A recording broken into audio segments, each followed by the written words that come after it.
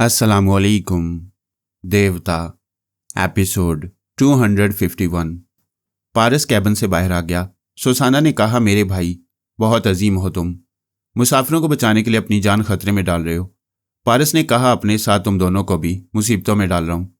जिब्रील इसके पास आया, फिर बोला, मैं तुम्हारा जानी दुश्मन था, अब ऐसे वक्त जानी दोस्त बन रहा हूँ जब हम सबकी जान पर बनी हुई है। उसने मुसाफिर के लिए हाथ बढ़ाया।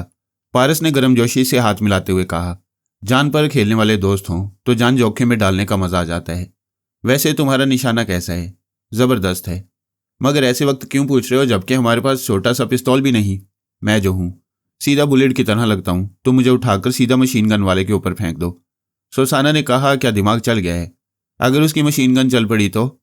मशीन गन की गोलियां जिब्रील को लगेंगी, आजमा कर देख लो। जिब्रील ने कहा, तुम बहुत ही खतरनाक चालें सोचते हो। मैं तुम्हें दोस्त बनाते ही दुश्मनी नहीं करूंगा। उसकी बात खत्म होते ही पारस ने उसके मुंह पर एक जबरदस्त घूंसा जड़ दिया। जिब्रील पीछे को डगमगाया। अभी वो हैरान था कि दूसरा और तीसरा घूंसा पड़ गया। मशीन गन वाले ने ललकार कर कहा, लड़ाई बंद करो वरना गोली मार दूंगा। पारस ने जिब्रील का गला दोनों हाथों से दबोचने के बहाने सरगोशी में कहा, तुम्हें सुसाना की कसम, अच्छा मौका है, मुझे उस पर फेंको। दूसरे लम्हे जिब्रील ने उसे दोनों हाथों से उठाकर सर से बुलंद किया। कितनी औरतें चीखने लगी। मशीन गन वाले ने आखिरी वार्निंग दी। वो यकीनन आखिरी वार्निंग के बाद मशीन गन का एक ब्रस्ट मारना चाहता था, मगर उससे पहले उसकी तवक्को के खिलाफ जिब्रील ने पारस को उस पर दे मारा। दूसरे लफ्जों में पारस को आसानी से उसकी गर्दन तक पहुंचा दिया। तमाम मुसाफिर जितनी देर में जिब्रील की तरफ से गर्दन घुमाकर मशीन गन वाले की तरफ देखते, उतनी देर में वो गन पारस के हाथों में आ चुकी थी और वो गन वाले के सीने पर पांव रखे कह रहा था, जिब्रील जल्दी आओ, इसे संभालो। वो दौड़ता हुआ आया। पारस ने उसे मशीन गन देते हुए कहा, इसे न चलाना, शिकार को अपने हाथों से खत्म कर दो ताकि दुश्मन का एक आलेकार कम हो जाए। फिर वो कैबिन की तरफ दौड़ लगाते हुए बोला, सुसाना, पायलट को उसकी सीट पर से हटाओ, मैं उसकी जगह लूंगा। वो तीनों तेजी से कैबिन में दाखिल हुए, लेकिन पायलट तक पहुंचने से पहले ही लड़खड़ा कर गिर पड़े, क्योंकि जहाज उतर रहा था। उसके पहिए जमीन से लग चुके थे। उन्होंने अपना तवाज़न बरकरार रखने की कोशिश की, लेकिन पायलट ने जहाज को अचानक एक टर्न दिया, जिसके नतीजे में वो दोनों उड़ते उड़ते फिर गिर पड़े। वैसे मार्टिन रसल पायलट के दिमाग में रहकर उन दोनों को दूर रखने की फजूल सी कोशिशें कर रहा था। अगरचे वो जहाज को कहीं दूसरी जगह पहुंचाने में कामयाब हो गया था, मगर सिचुएशन पारस, जिब्रील और सुसाना के कंट्रोल में थी, क्योंकि मशीन गन उनके हाथों में आ गई थी। मार्टिन ने पायलट के जरिए डैशबोर्ड के कई तारों को नोच डाला, उन्हें तोड़कर अलग कर दिया। वायरलेस और कंप्यूटर को घूंसे मारकर उन्हें डैशबोर्ड पर पटक पटक कर तोड़ दिया। तैयारी के इंजन को ऑन करने वाली एक चाबी पायलट के मुंह में डाली, उसे निकलने पर मजबूर किया। वो इतनी बड़ी चाबी कभी निकल नहीं सकता, मगर दिमाग अपने बस में नहीं था। ऐसे में पत्थर या लोहा कुछ भी निकल सकता था, सो उसने निकल लिया। सुसाना और पारस फर्श से उठकर उसके पास आए, उसे पायलट सीट से खींचकर हटाया। उस वक्त उसकी सांस रुकी हुई थी। वो सांस लेना चाहता था, लेकिन मार्टिन रसल उसे जिंदा रहने की इजाज़त नहीं दे रहा था। वो चाहता था चाबी निकलने वाली बात पारस वगैरह को मालूम ना हो। वो अपने मकसद में कामयाब हो गया। बेचारा पायलट हमेशा के लिए सांस छोड़ गया। पारस ने विंड स्क्रीन के पार देखा। एक कोल तार की सड़क दूर तक नजर आ रही थी। वह सड़क इतनी कुशादा थी कि पायलट ने बड़ी कामयाबी से तैयारे को वहां उतारा था। दाएं जानिब बहुत दूर समुद्र की झलक नजर आ रही थी। उसने वायरलेस और कंप्यूटर का जायजा लेते हुए कहा, पता नहीं दुश्मन ने हमें कहां पहुंचा दिया है। उसने वायरलेस में खराबी पैदा कर दी है, हम किसी से राब्ता कायम नहीं कर सकते। तमाम मुसाफिरों में खलबली पैदा हो गई थी। वो खिड़कियों से बाहर का मंजर देखकर इस जगह के मुतल्लिक अपनी अपनी राय पेश कर रहे थे और अपनी मंजिल से भटकने के बायस परेशान भी थे।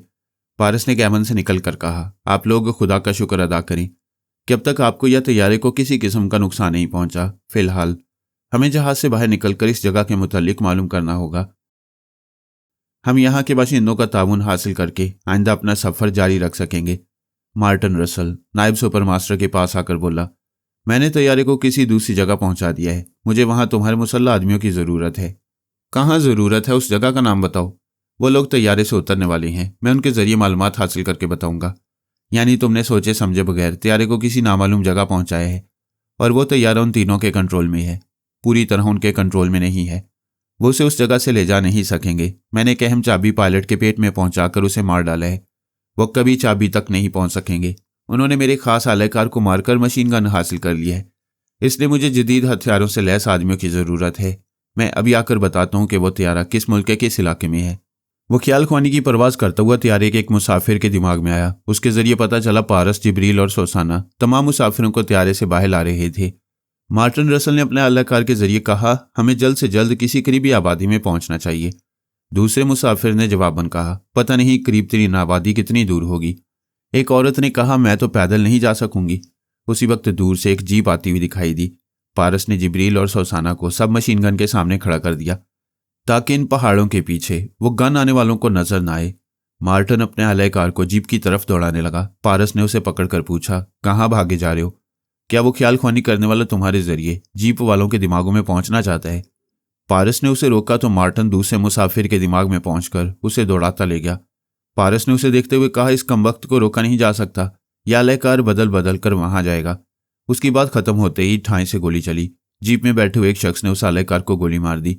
वो जीप तैयारी से कुछ फासले पर रुक गई थी। पारस दौड़ता हुआ मशीन गन के पास पहुंच गया। जीप में से 6 मुसल्लह अफराद उतरकर मुसाफिरों को निशाने पर रखकर खड़े हो गए। एक ने कहा, तुम लोगों ने एक मुसाफिर की मौत देख ली। इतना हम जानते हैं कि मुसाफिर बरदार तैयारे में कोई असला नहीं होगा। तुम सब निहत्ते हो, इसलिए हमारी मर्जी के खिलाफ कोई बात, कोई हरकत न करना। दूसरे शख्स ने हुक्म दिया, तुम सब जमीन पर बैठ जाओ। तमाम मुसाफिर बैठने लगे। एक मुसाफिर ने कहा, तुम धोखा खा रहे हो। उन पहाड़ जैसे 2 रोबोट्स के पीछे एक मशीन गन है। मार्टिन ने जैसे एक मुसाफिर के जरिए ये राज फाश किया, सोसाना और जिब्रील एक तरफ हट गए। पारस ने फायर खोल दिया। तड़ तड़ तड़ की आवाज के साथ आने वाले उछल उछल कर चीखते हुए गिरे। एक ने जवाबी फायरिंग की। गोली जिब्रील को लगी, जिसका लगना ना लगना बराबर था। सोसाना ने जीप की तरफ दौड़ लगा दी। 4 अफराद गोलियां खाकर तड़प रहे थे और ठंडे पड़ रहे थे। 2 अफराद जीप की आड़ में पहुंच गए। जैसी मशीन गन का पहला ब्रस्ट खत्म हुआ और पारस कारतूस की दूसरी पट्टी गन पर चढ़ाने लगा, वो दोनों छलांग लगाकर जीप की अगली सीटों पर आए। फिर उसे स्टार्ट करके वापस मोड़ने लगे, लेकिन मौत बहुत करीब आ चुकी थी। सोसाना दौड़ते दौड़ते एक लंबी छलांग लगाकर जीप के पिछले हिस्से में पहुंच गई। एक ड्राइविंग में मसरूफ था, दूसरे ने पलटकर फायर करना चाहा। सोसाना ने उसकी गन छीन ली। उसके सर पर एक हाथ मारा तो जैसे मगज हिल गया, आंखों के सामने अंधेरा छा गया। वो दोनों हाथों से सर थामकर कराहने लगा। वो ड्राइवर से बोली, जीप रोकोगे या जहन्नुम में जाओगे? उसने जीप रोक दी। सहमी हुई नजरों से पहाड़ जैसी औरत को देखते हुए पूछा, क्या तुम वाकई इंसान हो, और वो भी औरत? मेरी बात का जवाब दो, ये कौन सा मुल्क है? ये एक छोटा सा जजीरा है, इटली और स्पेन के दरमियानी समुद्र में है। इसका नाम मायरवरी है। जजीरा मायरवरी का ताल्लुक किस मुल्क से है? ये किसी मुल्क का पाबंद नहीं। वैसे इस जजीरे के मालिक का ताल्लुक स्पेन से है। ये किसकी मलकियत है? उसका नाम और शॉर्ट हिस्ट्री बताओ। पारस और जिब्रील इनके करीब आ गए। ड्राइवर ने कहा, जजीरे के मालिक का नाम लारूश कबाना है। उसकी दौलत और जागीर का कोई हिसाब नहीं, यहाँ सिर्फ उसका कानून चलता है। किसी भी मुल्क का तैयारा और हेलीकॉप्टर यहाँ इजाज़त हासिल किए बगैर नहीं आ सकता। तुम लोगों ने यहाँ आकर जिंदगी की आखिरी भूल की है। अब कोई और भूल करने के लिए जिंदा नहीं रहोगे। पारस ने पूछा, तुम्हारे मुल्क लारूश कबाना के दोस्ताना ताल्लुकात दूसरे ममालिक से होंगे, उनसे वो वायरलेस के जरिए गुफ्तगू करता होगा? हाँ, हमारे आका के महल में जदीद तरीन मशीनें हैं। वो ट्रांसमीटर के जरिए बातें करता है और जजीरे में आने वाले अजनबियों को एक बहुत बड़ी स्क्रीन पर देखता रहता है। इस वक्त भी वो तुम्हें देख रहा होगा।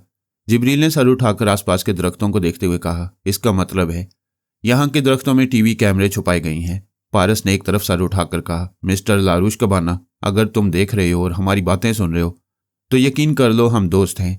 यहाँ दानिस्ता नहीं आए हैं। एक टेलीपैथी जानने वाले दुश्मन ने हमें यहाँ पहुँचाया है। हमें एक मुलाकात का मौका दो, हम तुम्हें बताएंगे कि किस तरह ख्याल ख्वानी करने वाले ने मशीन गन के जरिए तुम्हारे 4 आदमी मार डाले। मार्टिन रसल ने अपने आलाकार के जरिए बुलंद आवाज में कहा, यह झूठ बोलता है। ये बदनाम ज़माना फरहाद अली तैमूर और मक्कार ज़माना सोनिया का बेटा है। मैं तुम्हें पेश आने वाले खतरात से आगाह करता हूँ। सोनिया को इस जजीरे की ज़रूरत है। ये अपने 2 रोबोट्स के जरिए तुम्हें कत्ल करने या इस जजीरे से बेदखल करने आया है। यकीन ना हो तो अभी यकीन आ जाएगा। 10 मिनट के अंदर सुपर मास्टर तुमसे हॉटलाइन पर गुफ्तगू करने वाला है। इन बातों के दौरान बहुत सी गाड़ियां नजर आने लगी। वो आगे पीछे दाएं बाएं हर तरफ से चली आ रही थीं। उनमें मुसल्लह फौजी थे। जब वो गाड़ियों से उतरे तो सैकड़ों की तादाद में नजर आए। उनके पास सिर्फ मशीन गन्ने ही नहीं, रॉकेट लॉन्चर भी थे। गाड़ियों में मार्टर गन्ने भी लगी हुई थीं। पारस ने दोनों हाथ उठाकर कहा, हम सब खाली हाथ हैं। जो थोड़े से हथियार यहाँ पड़े हैं वो ज़मीन पर पड़े हुए हैं। मैं कानून और इंसानियत के नाम पर अपील करता हूँ, गोलियां ना चलाओ। हम तुम्हारे कैदी बन रहे हैं। दूसरे तमाम मुसाफिर भी अपने हाथ उठाने लगे। मार्टिन रसल ने नायब सुपर मास्टर से कहा, यह जजीरा मायरवरी है। इसके मालिक का नाम लारूश कबाना है। उसके सैकड़ों फौजी जवानों ने उन तीनों को मुसाफिरों समेत घेर लिया है। ये बात हमारे हक में है, लेकिन पारस इंतहाई चालबाज है। जजीरे के 4 आदमियों को मशीन गन से हलाक करने के बाद मुझ पर इल्ज़ाम लगा रहे कि ख्याल ख्वानी करने वाले ने मशीन गन चलाने पर मजबूर किया था। नायब सुपर मास्टर ने कहा, मैं लारूश कबाना से रब्ता कर रहा हूं, तुम उसकी आवाज़ सुनो। उसने रिसीवर उठाया, फिर हॉटलाइन पर रब्ता कायम किया। दूसरी तरफ लारूश कबाना के सेक्रेटरी की आवाज़ सुनाई दी। मार्टन रसल ने उसकी आवाज़ और लहजे को याद कर लिया। नायब ने कहा, मैं सुपर मास्टर बोल रहा हूँ, हिज हाइनस लारूश कबाना से बात करो। थोड़ी देर बाद कबाना की आवाज़ सुनाई दी, हेलो, क्या तुम वाकई सुपर मास्टर हो? मुझे यकीन दिलाओ। मेरा आदमी तुम्हारे दिमाग में आकर यकीन दिलाएगा। अफसोस, मैं योगा का माहिर हूँ, वो नाकाम वापस जाएगा। कोई ढंग की बात करो। ढंग की बात यही हो सकती है कि 1 घंटे के अंदर हमारी एक मामूली सी छोटी सी फौज हवाई हमले करेगी। दूसरे दिन के अखबारात में यह खबर शाया होगी कि मायरवरी नामी जजीरा दुनिया के नक्शे से नाबूद हो गया है। जनाब, आप नाराज हो रहे हैं। मेरी क्या मजाल है कि मैं सुपर ताकत से टकराने की हमाकत करूं, लेकिन जरा गौर फरमाएं, कोई भी सुपर मास्टर बनकर धमकियां दे सकता है। किसी भी खतरनाक तंजीम का सरबराह आपकी तरह हॉटलाइन पर बातें कर सकता है।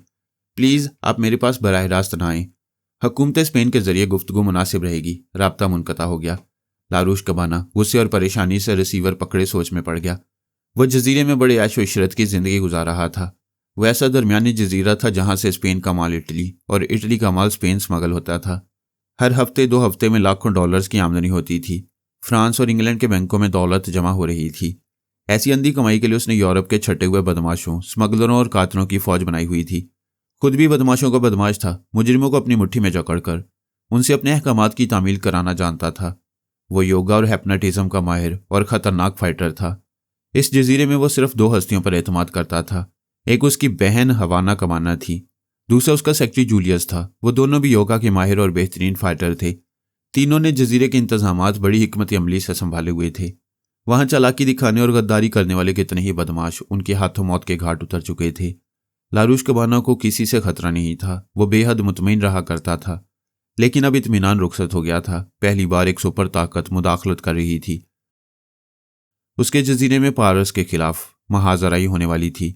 सूरत हाल ये थी कि फ्रांस उस जजीरे से ज्यादा दूर नहीं था। पारस को कुछ हो गया तो उस मुल्क के हुक्मरान जजीरे को समुंदर में गर्क कर देंगे। फिर पारस और अली तैमूर ने जहां भी कदम रखा वहां हुकूमत फ्रांस को पेशकदमी का मौका नहीं दिया। खुद ही वहां क़यामत बर्पा करके चले आते हैं। ये सारी बातें कबाना के दिमाग में गर्दिश कर रही थी। उसने सेक्रेटरी जूलियस को बुलाकर पूछा, क्या तुम्हारे दिमाग में किसी ने आने की कोशिश की थी? हाँ, मैंने सांस रोक ली। हम अचानक खतरात में घिर गए हैं। एक तरफ सुपर मास्टर का ख्याल ख्वानी करने वाला है, दूसरी तरफ पारस ने हमारी जमीन पर कदम रखा है। उसकी मां रसवंती भी टेलीपैथी का हथियार लेकर आएगी। हम किसी एक से दोस्ती करेंगे तो दूसरे की दुश्मनी महंगी पड़ेगी। मैं सख्त उलझन में हूं।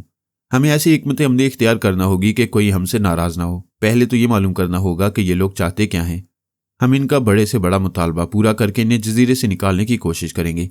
हवाना अपने बेडरूम की एक स्क्रीन पर पारस, सुसाना और जिब्रील को त्यारे के मुसाफिरों के साथ देख चुकी थी। पारस और मार्टिन के अहलकार की बातें सुन चुकी थी। इस महल में जो फोन लारूश कबाना के लिए आता था उसे हवाना और जूलियस अपने अपने कमरे के रिसीवर से सुन लिया करते। इस तरह हवाना मौजूदा हालात को अच्छी तरह समझ रही थी। वो अपनी ख्वाबगाह से निकलकर भाई के पास आई, फिर बोली, फरहाद की फैमिली के तमाम मेंबर सुपर ताकतों के लिए नाकाबिले बर्दाश्त हैं। झगड़े की बुनियाद यही है कि बड़ी ताकतें सोनिया, रसवंती, पारस और अली तैमूर को फरहाद की तरह मार डालना चाहती हैं, और शायद इसी मकसद के लिए पारस को घेरकर हमारे जजीरे में लाया गया है। कबाना ने पूछा, उन रोबोट नुमा इंसानों को देखा है? हाँ, वो हैरत अंगेज हैं। उनका कद 8 फुट जरूर होगा, जिसामत में पहाड़ लगते हैं। पता नहीं पारस उन्हें कहाँ से पकड़ लाया है।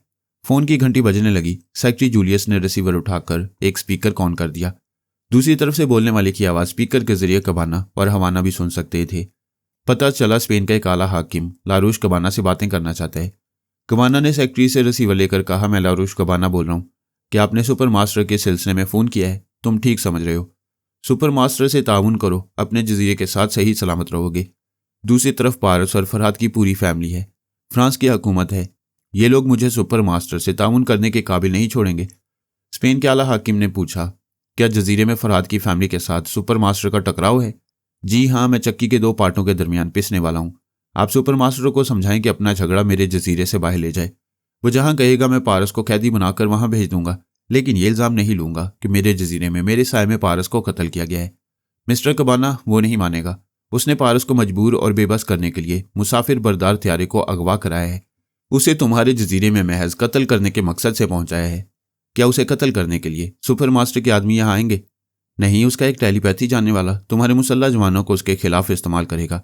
तुम इनकार करोगे तो वो अपनी छाता बरदार फौज जजीरे में उतारेगा। इसमें सरासर तुम्हारा नुकसान है। कबाना परेशान होकर बोला, आप उसे समझाएं, यहाँ फौज उतारने की जरूरत पेश नहीं आएगी। उसका टेलीपैथी जानने वाला मेरी आदमियों को इस्तेमाल कर सकता है, लेकिन मैं गैर जानिबदार रहूंगा। पारस को कैदी नहीं बनाऊंगा। उसे आज़ाद छोड़कर यह तासुर दूंगा कि मैं उसका दुश्मन नहीं हूं। वो जिस तरह अपना बचाव कर सकता है करता रहे, यह मुनासिब फैसला है। मैं अभी सुपर मास्टर से बात करता हूं। राब्ता खत्म हो गया। कबाना ने रसीवर रखकर हवाना और जूलियस से कहा, पारस की तरफ से खामोशी है। क्या उसका कोई टेलीपैथी जानने वाला जवाबन हमारे आदमी को इस्तेमाल नहीं करेगा? जूलियस ने कहा, जरूर करेगा। दूसरी तरफ के टेलीपैथी जानने वाले हमारे ही आदमियों को इस्तेमाल करेंगे। हवाना ने कहा, जहां तक मेरी मालूमात का ताल्लुक है, पारस और अली तैमूर ने कभी अपने बाप की भी टेलीपैथी का सहारा नहीं लिया। मेरी इन मालूमात की तस्दीक यूं हो रही है कि अभी तक उसके किसी टेलीपैथी जानने वाले ने हमसे किसी तरह का राब्ता नहीं किया। कबाना ने कहा, हो सकता है फरहाद की फैमिली के दूसरे मेम्बरान को पारस के गवाह होने की तला ना मिली हो। हवाना चौंक कर बोली, बिल्कुल यही बात है भाई कबाना। भी तुमने कहा है कि गैर जानिबदार रहोगे। तुम्हारा फर्ज है कि दोनों की ताकतों का तवाज़ुन बरकरार रखकर गैर जानिबदार हो जाओ। पारस की ताकत अभी कम है, लिहाजा सोनिया या अली तैमूर को उसके मौजूदा हालात का इल्म होना चाहिए। वहां से पारस को ताकत मिलेगी तो हम गैर जानिबदार होकर उनके लड़ने मरने का तमाशा देखेंगे। इंसाफन यही होना चाहिए, लेकिन सुपर मास्टरों को यह मंजूर नहीं होगा। हम इंसाफ करने वाली बात उसके इल्म में नहीं लाएंगे। लारूश कबाना ने तायद में सर हिलाकर कहा, अगर हम सुपर मास्टर से खौफजदा रहकर उसका साथ देंगे और पारस उस पर गालिब आ जाएगा तो हमें बर्बाद करने में कोई कसर न उठा रखेगा। अगर हमने दर पर्दा उसकी मदद की तो वो यहां से हमारा दोस्त बनकर जाएगा। सेक्रेटरी ने कहा, हमें ऐसे ही दरमियानी रास्ता इख्तियार करना चाहिए। फोन की घंटी फिर बजने लगी। कबाना ने रिसीवर उठाकर स्पीकर को ऑन कर दिया। दूसरी तरफ से स्पेन के आला हाकिम ने कहा, सुपर मास्टर तुम्हारे गैर जानिबदार रहने पर राजी है। अभी वो 1 मिनट बाद तुमसे फोन पर बात करेगा। उसे अपने भरपूर ताउन का यकीन दिलाओ। कबाना ने ताउन करने का वादा करके रिसीवर रख दिया। फिर सेक्रेटरी से कहा, सुपर मास्टर का टेलीपैथी जानने वाला हमारे मुसल्ला जवानों के दिमागों में जाएगा तो हमारी ये फौज फिर हमारी नहीं रहेगी, उसी के इशारे पर अमल करेगी। वो किसी मौके पर हमारी फौज को हमारे ही खिलाफ इस्तेमाल कर सकता है। सेक्रेटरी जूलियस ने कहा, मैं इस पहलू पर गौर कर चुका हूं। हम सुपर मास्टर को नाराज नहीं कर सकते। उसका टेलीपैथी जानने वाला हमारी फौज में जरूर घुसेगा। बचाव की एक ही तदबीर है। हमारे जितने फौजी जवान योगा के माहिर हैं, मैं उनकी ड्यूटी महल में लगा रहा हूं, और जितने जवानों की वफादारी का हमें यकीन है, मैं उन्हें हुक्म देने जा रहा हूं कि वो गूंगे बन जाएं, सिर्फ इशारों में या तहरीर के जरिए कोई खास बात करें। बाकी फौजियों को टेलीपैथी जानने वाला ट्रैप कर सकता है। हम बड़ी हद तक महफूज रहेंगे। फोन की घंटी सुनाई दी। कबाना ने रिसीवर उठाकर स्पीकर को ऑन किया। नायब सुपर मास्टर की आवाज़ सुनाई दी, हेलो हिज हाइनस लारूश कबाना। अब तक तुम्हें यकीन हो चुका होगा कि मैं सुपर मास्टर हूं। जी हाँ, आपको भी मेरी वफादारी का यकीन होना चाहिए। मैं गैर जानिबदार रहकर भी अपनी फौज आपके टेलीपैथी जानने वाले के हवाले कर रहा हूँ। हिज हाइनस का शुक्रिया। कि आपके जजीरे में थोड़ा बहुत तेजाब होगा। पारस के साथ जो रोबोट नुमा इंसान है वो तेज तलवार से और बंदूक की गोली से नहीं मरते हैं। उनका गोश्त सिर्फ तेजाब से ही गलाया जा सकता है। कबाना, हवाना और जूलियस तीनों हैरानी से एक दूसरे को देख रहे थे। कबाना ने पूछा, ये रोबोट मर्द और औरत कौन है? पारस इन्हें कहाँ से लाया है? वो दोनों हमारी तख्लीक हैं। हमने $1 मिलियन खर्च करके उन्हें गैर मामूली शाहजोर और नाकाबिल शिकस्त बनाया है। इनमें से एक का नाम जिब्रील ग्रांट और दूसरी का नाम सोसाना है। दोनों हमारे वफादार थे। पारस ने बड़ी मक्कारियों से इन्हें हमारे खिलाफ भड़का दिया है। अब वो बागी हो गए हैं, हमारे वफादार नहीं रहे। हम ऐसे खतरनाक रोबोट्स को बाबा साहब के इदारे में नहीं जाने देंगे। इससे पहले कि वो उन्हें हमारे खिलाफ इस्तेमाल करें, हम उन्हें तेजाब से गलाकर नाबूद कर देंगे। कबाना ने कहा, अब झगड़े की वजह समझ में आ गई है। एक बात और बताएं, फरहाद की फैमिली के दूसरे टेलीपैथी जानने वाले पारस के साथ क्यों नहीं है? जवाब मिला, रसवंती ज़ेरे इलाज है। आर्मर को अगवा कर लिया गया है। अब उस फैमिली में कोई टेलीपैथी जानने वाला नहीं है। तुम इत्मीनान रखो, कोई तुम्हें नुकसान पहुंचाने नहीं आएगा। हम उन तीनों को वहीं ख़त्म कर देंगे। मेरी बात का जवाब दो, क्या वहाँ तेजाब होगा? जी हाँ, तेजाब है। हमारी टेलीपैथी जानने वाले का जो आलाकार तुम्हारे पास तेजाब मांगने आए, उसे दे देना। ज़रूरत पेश आएगी तो फिर रब्ता करूँगा। उधर से रिसीवर रख दिया गया। कबाना ने रिसीवर रखकर कहा, जूलियस जाओ, अपने वफादारों की ड्यूटी महल के आसपास लगा दो। जो योगा के माहिर नहीं है उन्हें अच्छी तरह ताकीद करो कि वो तन्हाई में दीवार से भी बातें न करें, गूंगे बने रहें। सेक्रेटरी जूलियस महल से बाहर आया। हवाना उसके साथ थी। उसने पूछा, पारस वगैरह को कहाँ कैद किया गया है? महल के पीछे तय खाने में। वहाँ हमारे वफादार हैं। अगर किसी पर शुबा हो तो आप उसकी ड्यूटी तब्दील कर सकती हैं। वो महल के अंदर वापस आई। उसकी ख्वाबगाह से भी एक रास्ता तय खाने की तरफ जाता था। वह अपने कमरे के चोर रास्ते से तय खाने में आई। वहाँ एक बड़े से हॉलनुमा कमरे में खाने पीने का सामान डिब्बों में महफूज रखा हुआ था, कुछ पहनने और ओढ़ने का सामान और कई तरह के हथियार रखे हुए थे। दुश्मनों की तरफ से कोई मुसीबत आने पर वहां छुपकर महीनों जिंदा रहा जा सकता था। तय खाने के उस हिस्से में सिर्फ वो आ सकती थी। उसके भाई कमाना और सेक्रेटरी जूलियस के छुपने के लिए तय खाने के दूसरे हिस्से मखसूस थे। वह हॉलनुमा कमरे का एक और चोर दरवाजा खोलकर एक राहदारी में पहुंची, फिर वहां के मुख्तलिफ हिस्सों से गुजरती हुई कैद खाने में पहुंच गई। सलाखों के पीछे पारस, जिब्रील और सोसाना दिखाई दिए। वहां खड़े हुए मुसल्ला पहरेदारों ने एड़ियां बजाकर हवानों को सलूट किया। पारस ने गहरी सांस लेकर कहा, एक मुद्दत के बाद हसीन चेहरा दिखाई दिया है। ये चांद कब तक यहां जगमगाता रहेगा? वह मुस्कुराकर बोली, तुम पारस हो? वो बोला, लोग कहती हैं मैं बेनाम हूं। हसीनों से पूछो, बेनाम नहीं बदनाम हूं मैं। वो पलट कर एक पहरेदार से बोली, तुम कितनी देर सांस रोक सकते हो? उसने जवाब दिया, 10 मिनट। वहां 6 पहरेदार थे, उन्होंने भी पूछने पर यही जवाब दिया। वो सब योगा के माहिर थे। हवाना ने कहा, तुम सब अच्छी तरह सुन लो, किसी भी पराई सोच की लहर को महसूस करते ही सांस रोक लेना। 1 सेकंड के लिए भी किसी को दिमाग में आने की इजाजत ना देना। सुपर मास्टर का एक टेलीपैथी जानने वाला हमारे ऐसे फौजियों को पारस के खिलाफ इस्तेमाल करेगा जो योगा के माहिर नहीं है।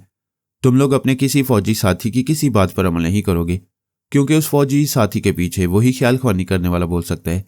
उन्होंने कहा कि वो अच्छी तरह इस ताकीद को समझ गए हैं। अपने आका, अपनी मालक और सेक्रेटरी साहब के सिवा किसी का हुक्म नहीं मानेंगे।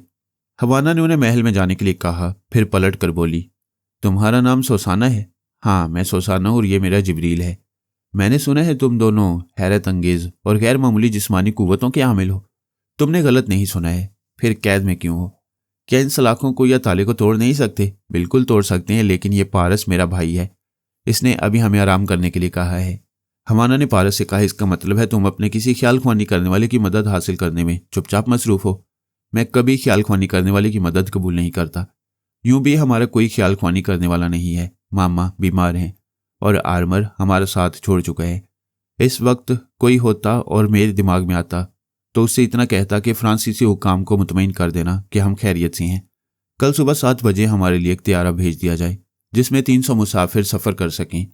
हवाना ने ताज्जुब से पूछा, क्या तुम्हें यकीन है कि सुबह 7 बजे तुम यहाँ से जिंदा सलामत चले जाओगे? हाँ, पूरे 300 मुसाफिरों के साथ। तो फिर सुबह 7 बजे क्यों? इतने पूरे एतमाद हो तो अभी तैयारा मंगवा लो, मैं तुम्हें ट्रांसमीटर दूंगी। ट्रांसमीटर का शुक्रिया, मुझे इसकी ज़रूरत है। मुझे तनहा यहाँ से निकलना होता तो अभी निकल जाता। 300 मुसाफिरों को सही सलामत ले जाना और दुश्मनों से निमटने में रात गुजर जाएगी। जिब्रील ने कहा, मिस हवाना, तुम्हारी बातों और हरकतों से अंदाज़ा हो रहा है कि तुम वाकई हमारी मदद करने वाली हो।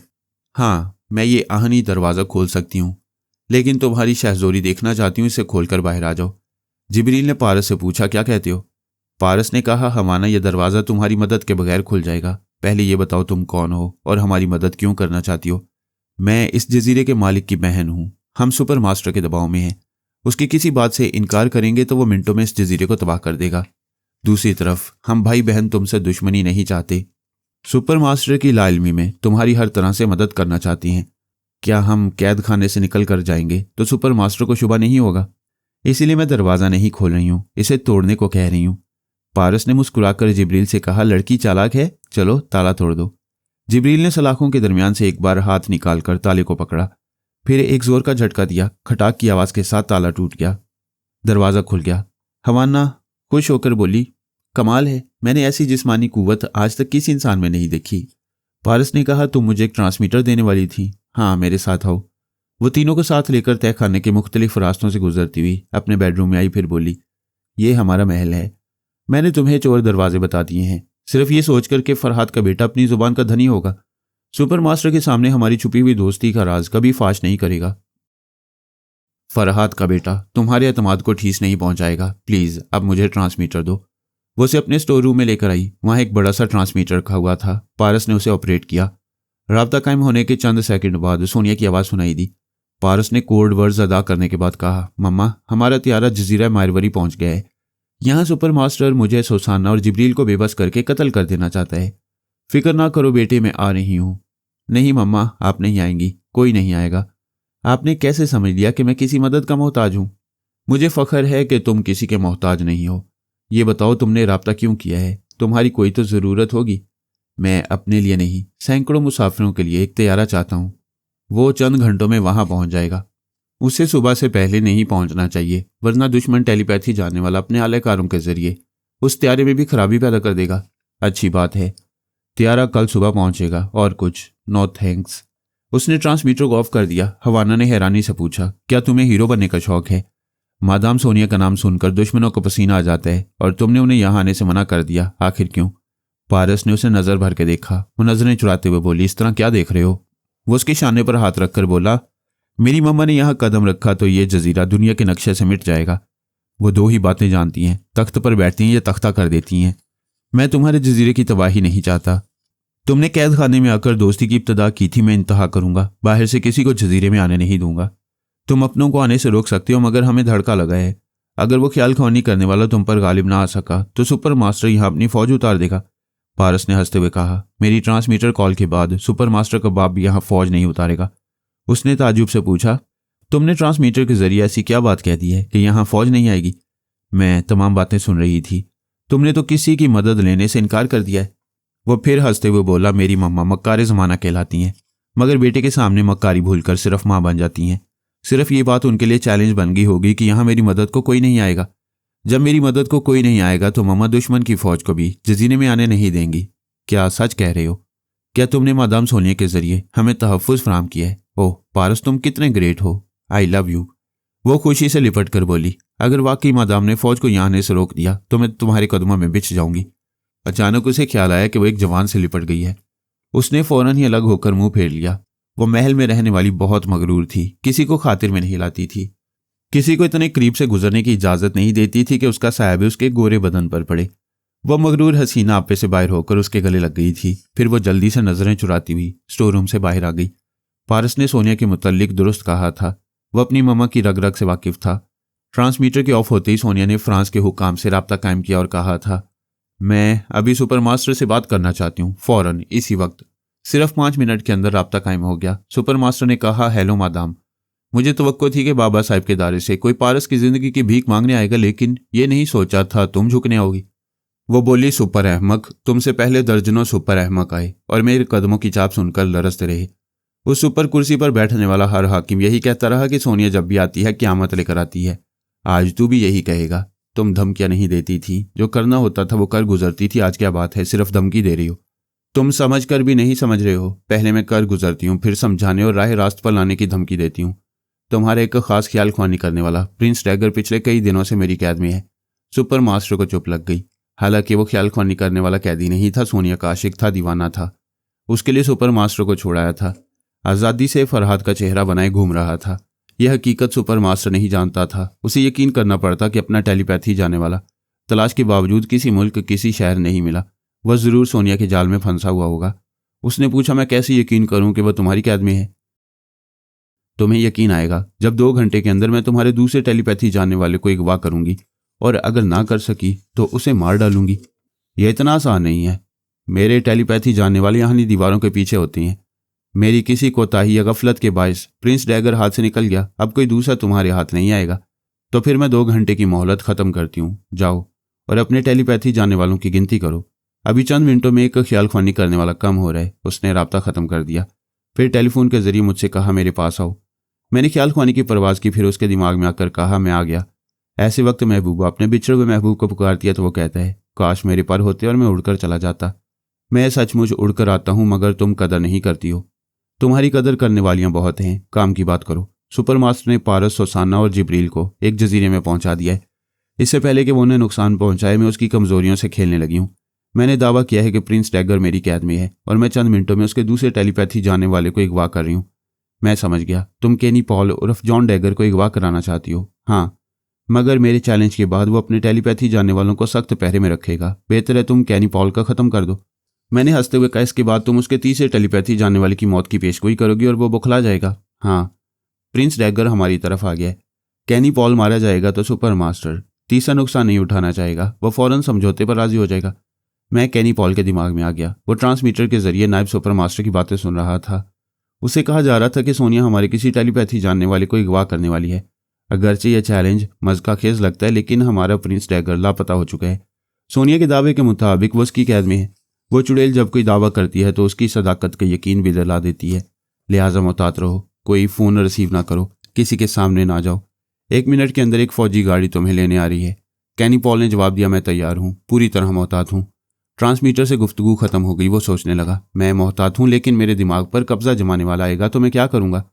वो सोचता हुआ एक ऐसे कमरे में आया जहाँ मुख्तलिफ किस्म के हथियार थे। उसने ताज्जुब से सोचा, मैं इस कमरे में क्यों आया हूँ। मैंने उसकी सोच में कहा, मोहतात रहने के लिए मुझे एक आध हथियार की ज़रूरत है। उसने मेरी मर्जी के मुताबिक 2 हैंड ग्रेनेड उठाकर जैकेट के अंदर छुपा लिए, एक राइफल और चंद कारतूस लिए। इतनी देर में फौजी जवान आ गए। वो राइफल लेकर बाहर आया।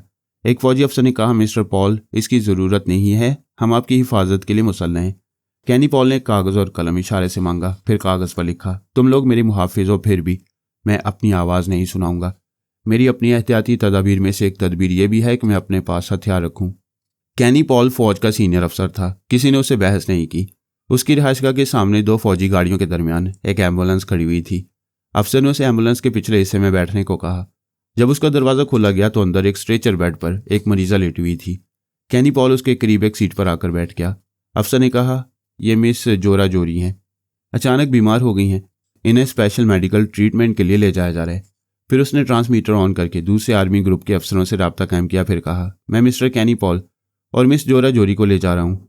मुझे जो रास्ते बताए गए हैं उन्हीं रास्तों से गुजरता हुआ हेडक्वार्टर पहुंचूंगा। रास्ते में तुमसे रब्ता रखूंगा। उसने ट्रांसमीटर को ऑफ किया। फौजी जवानों ने हमारी तरफ का पिछला दरवाज़ा बंद कर दिया। थोड़ी देर बाद वहाँ से गाड़ियाँ चल पड़ी। मिस जोरा जोरी बीमार थी। अगर वो कोई आम लड़की होती है, फौज के किसी शोबे से ताल्लुक़ रखती, तो उसे किसी अस्पताल या किसी दूसरी एम्बुलेंस में पहुंचाया जाता, लेकिन उस बीमार को स्पेशल ट्रीटमेंट के लिए ऐसे वक्त हेडक्वार्टर पहुंचाया जा रहा था, जबकि वहां के टेलीपैथी जानने वालों में से किसी एक की शामत आई हुई थी। इन इकदामात से साफ जाहिर था कि वो लड़की बहुत अहम है और टेलीपैथी जानती है। कैनी पॉल मेरी मर्जी के मुताबिक उस पर झुक गया। उसकी पेशानी को छूकर देखा। वह बुखार में तप रही थी। अयादत के अंदाज में छूने से वह मुस्कुराने लगी। वह सरगोशी में बोला, यहाँ तुम्हारी आवाज़ और लहजा कोई नहीं सुनेगा, इसलिए मैं तुम्हारा हाल दरियाफ्त कर रहा हूँ। क्या बहुत कमज़ोरी महसूस कर रही हो? उसने हाँ के अंदाज में सर हिलाया। मैं चाहता था वो जुबान से कुछ बोले। कैनी पॉल ने पूछा, बुखार कब से है? उसने रिस्ट वॉच की तरफ इशारा करके 4 उंगलियां दिखाईं। यानी 4 घंटे से बुखार में मुब्तला है। कैनी पॉल ने पूछा, तुम जुबान से क्यों नहीं बोलती? यहाँ किसी से खतरा नहीं है। हम दोनों टेलीपैथी जानने वाले हैं, सुपर मास्टर के वफादार हैं। इस बंद गाड़ी में कोई दुश्मन नहीं आएगा। प्लीज़ कुछ बोलो। मैं सुनना और देखना चाहता हूँ कि तुम्हारी जैसी हसीन लड़की की आवाज़ में कितना हुस्न है। उसने इनकार में सर हिलाया। तब कैनी पॉल ने मेरी मर्जी के मुताबिक राइफल सीधी की, फिर उसकी कनपटी से लगाते हुए बोला, किसी को मदद के लिए पुकारने से पहले सोच लेना कि पुकारते ही तुम्हारा गूंगापन खत्म हो जाएगा। किसी दुश्मन ख्याल ख्वानी करने वाले का डर है तो वो तुम्हारे दिमाग में आ जाएगा, जबकि कोई तुम्हारा यहाँ दुश्मन नहीं है। वो सहमी हुई सी बोली, तुम दुश्मन नहीं हो तो ये राइफल हटाओ, नहीं तो गोली चल जाएगी। उसने कनपटी से राइफल हटा ली। मैंने कहा, शाबाश कैनी पॉल, अब तुम आराम से बैठे रहो। मैं जोरा जोरी के अंदर पहुंच गया। वो एक कर्नल की बेटी थी, पॉलिटिकल साइंस की स्टूडेंट थी, निहायत ज़हीन थी। ज़हीन तो और भी बहुत सी लड़कियां होती हैं, चूंकि वो फौज के कर्नल की बेटी थी इसलिए उसे ट्रांसफार्मर मशीन से गुजारकर टेलीपैथी का इल्म सिखाया गया था। अब उसे मामला फहमी, हाजिर दिमागी, सियासी चालबाजी और गिरगिट की तरह रंग बदलते रहने की तरबियत दी जा रही थी। योगा की मशकों के अलावा गोरीला फाइटिंग की भी ट्रेनिंग दी जा रही थी। ट्रेनिंग के दौरान उसे वालिदैन और दूसरे रिश्तेदारों से दूर फौजी हॉस्टल में रखा गया था। उस वक्त उसे हॉस्टल से हेडक्वार्टर ले जाया जा रहा था। वो 3 मिनट तक सांस रोकने की आदी हो चुकी थी। इस वक्त बीमारी के बायस मेरी सोच की लहरों को महसूस नहीं कर रही थी। वैसे सेहतयाब होते उसका दिमाग मेरी ख्याल ख्वानी की गिरफ्त से निकल सकता था। एक अंदाजे के मुताबिक उसे सेहतयाब होने में 4 या 6 घंटे लग सकते थे। इतनी देर में उसे अपनी मामूला बनाने के लिए कोई तदबीर की जा सकती थी। फिलहाल एम्बुलेंस में सफ़र करने के दौरान कुछ नहीं हो सकता था। वह हेडक्वार्टर पहुंच गई। गाड़ियां एक जगह रुक गईं। अफसर ने एम्बुलेंस का पिछला दरवाज़ा खोलकर कहा, मिस्टर पॉल बाहर आ जाएं। वो बाहर आ गया। दरवाज़ा फिर बंद हो गया। वह एम्बुलेंस जोरा जोरी को लेकर आगे चली गई। कैनी पॉल एक अफसर के साथ चलता हुआ कमांडर इन चीफ के दफ्तर में आया। कमांडर ने उसे मुसाफे करते हुए कहा, मिस्टर पॉल, तुम्हें सोनिया के चैलेंज के मुताबिक मालूम हो चुका होगा, हम हिफाजती तदाबीर पर अमल कर रहे हैं। अपने टेलीपैथी जानने वालों को मुख्तलिफ पनाहगाहों में मुंतकिल कर रहे हैं। तुम्हें यहाँ लाया गया है। तुम ऐसे वफादारों में से हो जिनसे कभी धोखा नहीं हो सकता। मेडिकल रिपोर्ट के मुताबिक तुम बिल्कुल नॉर्मल हो। तुम्हारी जिस्मानी और दिमागी सेहत में कोई शुबा नहीं है। फिर इधर चंद मिनटों में अगर तुम अपने अंदर कोई गैर मामूली तब्दीली महसूस कर रहे हो तो खुलकर बयान करो। मैं कोई तब्दीली या किसी किस्म की बेचैनी महसूस नहीं कर रहा हूँ। मैं नहीं जानता कि कोई दुश्मन मेरे दिमाग तक पहुँच सकता है, जबकि बाबा साहब के दायरे में आर्मर नहीं रहा। रसवंती ज़ेर इलाज है, फिर भी एहतियात ज़रूरी है। उसकी बात खत्म होते ही कहीं दूर से ज़ोरदार धमाका सुनाई दिया। वो दोनों चौंक गए। खिड़की के पास आकर बाहर देखा। बाहर चंद फौजी जवान एक सिमत देख रहे थे। 2 गाड़ियां तेजी से जा रही थीं। कमांडर ने पूछा, ये ब्लास्टिंग की आवाज़ कैसी थी? एक जवान ने खिड़की के सामने अलर्ट होकर कहा, हेडक्वार्टर की बाउंड्री से दूर शोले उठ रहे हैं और धुआं फैलता जा रहा है। फोन की घंटी बजने लगी। कमांडर तेजी से चलता हुआ मेज के पास आया, फिर रिसीवर उठाकर बोला, हेलो, मैं कमांडर इन चीफ बोल रहा हूँ। ये धमाका कैसा था? दूसरी तरफ से जवाब मिला, सर अभी 2 मिनट पहले हमारे एक हेलीकॉप्टर ने परवाज की थी। मिस्टर एंडरसन को वाशिंगटन रवाना किया गया था। वही हेलीकॉप्टर जाने कैसे गिरकर तबाह हो गया है। तहकीकात के बाद इस हादसे का सबब मालूम होगा। आप सुपर मास्टरों को ये अफसोसनाक खबर सुना दें कि सोनिया ने अपने चैलेंज के मुताबिक हमारे एक टेलीपैथी जाने वाले को खत्म कर दिया है। या हैरत, ना हल्दी लगी ना फटकरी और रंग चौखा हो गया। मैंने किसी टेलीपैथी जानने वाले एंडरसन को नहीं मारा, उसे हाथ भी नहीं लगाया और सोनिया का चैलेंज पूरा हो गया। मैंने सोनिया को यह बात बताई। उसने कहा, यह तो कमाल हो गया, जिसे हम जानते भी नहीं थे वो फना हो गया। उसकी मौत ने कैनी पॉल की उम्र बढ़ा दी। उस मौर्य को भी महफूज रखो। सिर्फ वही नहीं, एक और टेलीपैथी जानने वाले के दिमाग में जगह बना चुका हूं।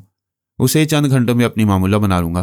तुम कब्र से उठकर आने के बाद बड़ी तेजी से कारनामे दिखाते जा रहे हो। जाओ उस पर तनवीमी अमल करो, वरना हाथ से निकल जाएगी।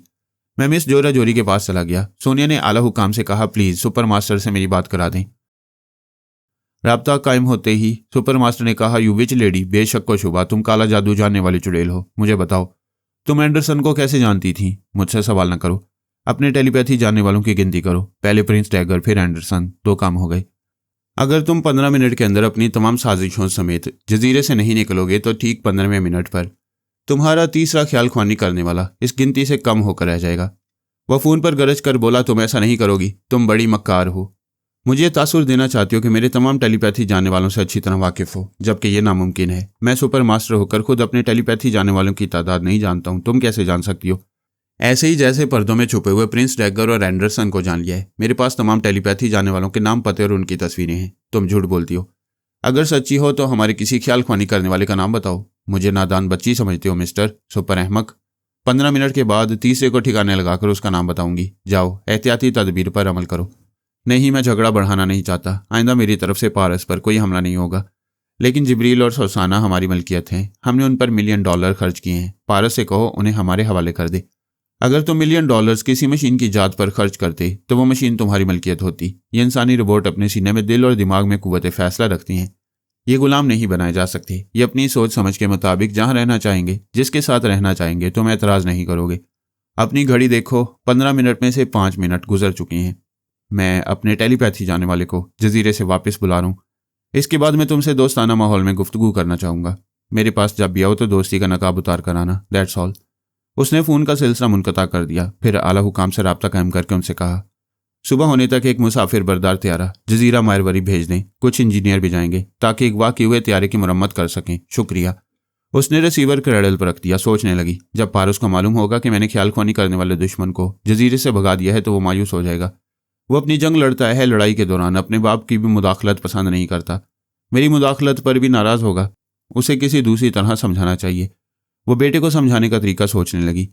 उधर जजीरे में रात के 10 बजे थे। हवाना ने जिब्रील और सुसाना को अपने बेडरूम में आराम करने के लिए या मोहब्बत करने के लिए छोड़ दिया था और समझा दिया था कि खतरा महसूस होते ही वो चोर दरवाजे से तय खाने में चले जाएं। उसने दोनों को समझा दिया था, मगर अपने दिल को नहीं समझा पा रही थी। पारस को महल में लिए घूम रही थी। समझ में नहीं आ रहा था क्यों उसके साथ लगी हुई है। आखिर वो क्या लगता है? पहले कोई कुछ नहीं लगता, सिर्फ अच्छा लगता है। उसके बाद कुछ ना कुछ लगने लगता है। पारस हिफाजती इंतजाम देखने के लिए महल के मुख्तलिफ हिस्सों में जा रहा था। उसने हवाना के भाई लारूश कबाना और सेक्रेटरी जूलिया से भी मुलाकात की। उन्हें यकीन दिलाया कि सुपर मास्टर की फौज जजीरे में नहीं आएगी। उन्हें किसी तरह का नुकसान नहीं पहुंचेगा। सुबह होते ही वो तमाम मुसाफिरों के साथ वहां से चला जाएगा। जवाना ने उसे अपने भाई और सेक्रेटरी से ज़्यादा गुफ्तगू का मौका नहीं दिया। ये कहकर उसे अलग ले आई कि मुसाफिरों को खिलाया पिलाया जा रहा है, आओ चल कर देख लो। फिर उसे एक तरफ ले जाकर बोली, क्या सुबह चले जाओगे? मेरे जाने से ये जजीरा सलामत रहेगा। तुम उल्टी बात कह रहे हो। तुम्हारे रहने से मुझे सलामती का यकीन होता है। ये तुम कह रही हो। जरा अपने भाई से पूछो, जब तक हम रहेंगे उसे सुपर मास्टर की तरफ से धड़का लगा रहेगा। अगर भाई कबाना ने तुम्हें यहाँ रहने को कहा तो रह जाओगे। मिस्टर कबाना, वो कभी नहीं कहेंगे जो तुम चाहती हो। तुम मेरे सवाल का जवाब दो। अगर भाई ने रहने को कहा तो रहोगे। तुम मेरे सवाल का जवाब दो। अगर तुम्हारे भाई ने मुझे यहाँ से जाने को कहा तो तुम मुझे जाने दोगी? हाँ। वो इस सवाल पर गड़बड़ा गई। अपने भाई से बहुत मोहब्बत करती थी। कभी उसकी किसी बात का बुरा नहीं मानती थी। हमेशा बहन की आंख से देखती और बहन के दिल से चाहती आई थी। यह सोचा ही ना था कभी महबूबा की आंख से किसी को देखना और महबूबा के दिल से किसी को चाहना होगा। अगर इस चाहत पर भाई को एतराज़ होगा तो क्या होगा? ऐसे वक्त बहन के जज्बात हावी होंगे या महबूबा के बागियाना जज्बात भड़केंगे। पारस ने पूछा, क्या सोच रही हो? वह चौंक कर बोली, कुछ नहीं। कुछ तो सोच रही थी। हाँ, मैं शायद कुछ बदल गई हूँ। जो शाम से पहले थी वो अब नहीं रही। तुम मुझे आहिस्ता आहिस्ता पागल बना रहे हो। तुमने मेरे सवाल का जवाब नहीं दिया। जवाब यही है कि भाई कबाना मेरा दिल नहीं दुखाएंगे। मैं तुम्हारी मेज़बानी करना चाहूँगी। वह एतराज़ नहीं करेंगे। अब मेरे सवाल का जवाब दो। अभी अपने भाई से जाकर बोलो वो मुझे यहाँ रुकने के लिए कह दे। आओ मेरे साथ। नहीं, मैं इस कमरे में तुम्हारा इंतज़ार करूँगा। अच्छी बात है। मैं अभी गई और अभी आई। वो पारस को छोड़कर कमरे से बाहर आई। महल के मुख्तलिफ हिस्सों से गुजरकर भाई के कमरे में पहुंची। वो सेक्रेटरी से मौजूदा हालात पर गुफ्तगू कर रहा था। हमाना ने कहा, पारस ने यकीन दिलाया कि सुबह तमाम मुसाफिरों को ले जाने के लिए तैयार आएगा। यहाँ से सब चले जाएंगे, लेकिन मैं पारस को यहाँ मेहमान बनाकर रखना चाहती हूँ। कबाना ने कहा, ताज्जुब है तुम इतनी ज़हीन और मामला फ़हम हो कि यहाँ स्मगलिंग का खतरनाक धंधा संभालती हो, छटे हुए बदमाशों को काबू में रखती हो। हमारे तुम्हारे दिमाग में एक ही बात अहम होती है और वो ये कि हमारा धंधा और जजीरा सलामत रहे। आज तुम उसे मेहमान बनाकर हमारी सलामती को नुकसान पहुंचाने वाली बात कर रही हो। मुझे यकीन नहीं आ रहा कि तुम्हारे मुंह में मेरी बहन हवाना की ज़ुबान बोल रही है। भाई, क्या तुम समझते हो कोई मेरे दिमाग पर कब्जा जमाकर मेरी ज़ुबान से बोल रहे? बिल्कुल यही बात है। तुम अपने इख्तियार में नहीं हो। मैं 10 मिनट तक सांस रोक लेती हूँ। मेरे दिमाग में कोई नहीं आ सकता। जूलियस ने कहा, जवानी की टेलीपैथी सबसे खतरनाक होती है। ये टेलीपैथी पारस जानता है। सांस रोकने के बावजूद तुम्हारे दिल और दिमाग पर कब्जा जमा चुका है। You shut up. तुम बात को कहीं से कहीं ले जा रहे हो। लारूश कबाना ने डांट कर कहा, हवाना तुम जानती हो जूलियस हमारी फैमिली के एक मेंबर की हैसियत रखता है। तुमसे ज़्यादा ज़हीन और तजुर्बाकार है। गुजरे हुए वक्त और हालात की नब्ज़ें टटोलना जानता है। और सबसे बड़ी बात यह कि वह तुम्हारा होने वाला जीवन साथी है। और नो भाई, तुमने कैसे सोच लिया कि मैं अपने मुलाजिम को जीवन साथी बनाऊंगी? तुम मेरी इंसल्ट कर रहे हो। मैं सिर्फ अपने धंधे और जजीरे की सलामती को सोचता हूँ। जूलियस हमारे एक इकरार से वाकिफ़ है। अगर तुम किसी दूसरे को जीवन साथी बनाओगी तो उसे भी राजदार बनाना होगा। तुम किसी को भी शौहर तो बना सकती हो, मगर राजदार नहीं बना सकती, क्योंकि शौहर बेवफा निकला तो उसे छोड़ सकती हो। राजदार ने बेवफाई की तो स्मगलिंग के धंधे समेत ये जजीरा दुश्मनों के हाथों में चला जाएगा। इसलिए जज्बात से नहीं, अकल से बात करो। वो कुछ कहना चाहती थी, फिर रुक गई। फ़ोन की घंटी बजने लगी थी। सेक्रेटरी जूलियस ने स्पीकर ऑन करते हुए रिसीवर उठाया। दूसरी तरफ से नायब सुपर मास्टर की आवाज़ सुनाई दी। लारूश कबाना ने सेक्रेटरी से रिसीवर लेकर कहा, हेलो, मैं कबाना बोल रहा हूँ। मिस्टर कबाना, हम पसपा हो रहे हैं। हमारा टेलीपैथी जानने वाला तुम्हारे जजीरे से वापस चला गया है। वहाँ कोई खून खराबा नहीं होगा। हवाना और जूलियस ये बातें सुन रहे थे और खुश हो रहे थे। कबाना ने भी खुश होकर कहा, हम आपकी इस मेहरबानी को कभी नहीं भूलेंगे। वैसे आप हमारी हैरानी दूर करें। आपने अचानक इरादा क्यों बदल दिया और ये पसपा होने वाली बात क्यों कर रहे हैं? हमारी कुछ मजबूरियां हैं, इससे ज़्यादा कुछ नहीं कह सकता। हमारे लायक कोई खिदमत हो तो हुक्म दें। हम एक खिदमत इंजाम दे सकती हैं, उसके एवज़ जो मांगोगे वो मिलेगा। मुझे सुपर मास्टर की इमदाद मिले, इससे बड़ी और क्या बात होगी। हुक्म दे जनाब। जबरील और सुसाना को तेज़ाब से गला दो। ये तो पारस से दुश्मनी होगी। काम यूँ भी हो सकता है कि दुश्मनी का पता ना चले। पारस किसी सबूत के बगैर तुम्हें इल्ज़ाम नहीं देगा। तुम कोई सबूत छोड़े बगैर उनको गलाकर नाबूद कर दोगे। इसके एवज़ में लाखों $1 नकद अदा करने के अलावा 2 हेलीकॉप्टर और इख्तियार दूंगा। जिस कदर जदीद हथियार चाहोगे वो तुम्हें मिलते रहेंगे। कबाना ने उसकी बातें सुनते हुए हवाना और जूलियस को देखा। हवाना ने इनकार में सर हिलाया। जूलियस ने इशारे में कहा, सोच कर जवाब दिया जाएगा। कबाना ने फ़ोन पर कहा, मुझे सोचने की मोहलत दें। मिस्टर कबाना, वहाँ उनके लिए किसी वक्त भी तैयार आ सकता है। सोचने में वक्त ज़ाया करोगे तो वो दोनों पारस के साथ चले जाएंगे। बहरहाल मैंने बहुत बड़ी ऑफर दी है। मेरा काम हो जाएगा तो तुम्हें एक सुपर ताकत की पुश्त पनाही हासिल हो जाएगी। फ़ोन का सिलसिला मुनक़ता हो गया। कबाना ने रिसीवर रखकर बहन से पूछा, तुम्हें सुपर मास्टर की ऑफर पर एतराज़ क्यों है? वो बोली, हम पेशे के एतबार से स्मगलर हैं, कातिल नहीं हैं। फिर पारस के दोस्तों को कत्ल करके फरहाद की फैमिली से दुश्मनी मोल लेना दानिशमंदी नहीं है। उनसे दुश्मनी करके खुद सुपर मास्टर सुकून से नहीं रहता है। हमारा सुकून तो बिल्कुल ही गारत हो जाएगा। जूलियस ने कहा, मिस हवाना की बातों में वजन है, लेकिन हमारी दुनिया के छोटे बड़े ममालिक किसी सुपर ताकत की सरपरस्ती के बगैर जिंदा नहीं रह सकते। और हमारा तो ये मुल्क नहीं है, एक नाखून बराबर जजीरा है। हमारे दाएं सिमत इटली, बाएं सिमत स्पेन है और शुमाल में फ्रांस जैसा बड़ा मुल्क हमारे सर पर मुसल्लत रहता है। हम उन ममालिक के दबाव में रहते हैं, उन्हें खुश करने की कोशिश करते हैं। अगर हमें एक सुपर मास्टर की सरपरस्ती हासिल हो जाए तो हमारे आसपास के ममालिक हमें खुश रखने की कोशिश करेंगे ताकि हम अपने जजीरे को सुपर ताकत का फौजी अड्डा ना बनने दें। मैं मिस हवाना से एक गुजारिश करूंगा कि वो सियासी चालों को अच्छी तरह समझकर सुपर मास्टर की पेशकश को कबूल कर लें। कबाना ने कहा, हम दोनों रिबॉट्स को इस तरह फना करेंगे कि पारस हम पर कभी शुबा नहीं करेगा। वो यही समझेगा कि दुश्मन ख्याल ख्वानी करने वाले ने हमारी फौज के जवानों को आलाकार बनाया होगा और उनके जरिए दोनों को तेजाब से गला दिया होगा। हवाना ने कहा, मैं अपनी ज़िंदगी में सबसे ज़्यादा भाई से मोहब्बत करती हूँ, फिर जजीरे से मोहब्बत करती हूँ।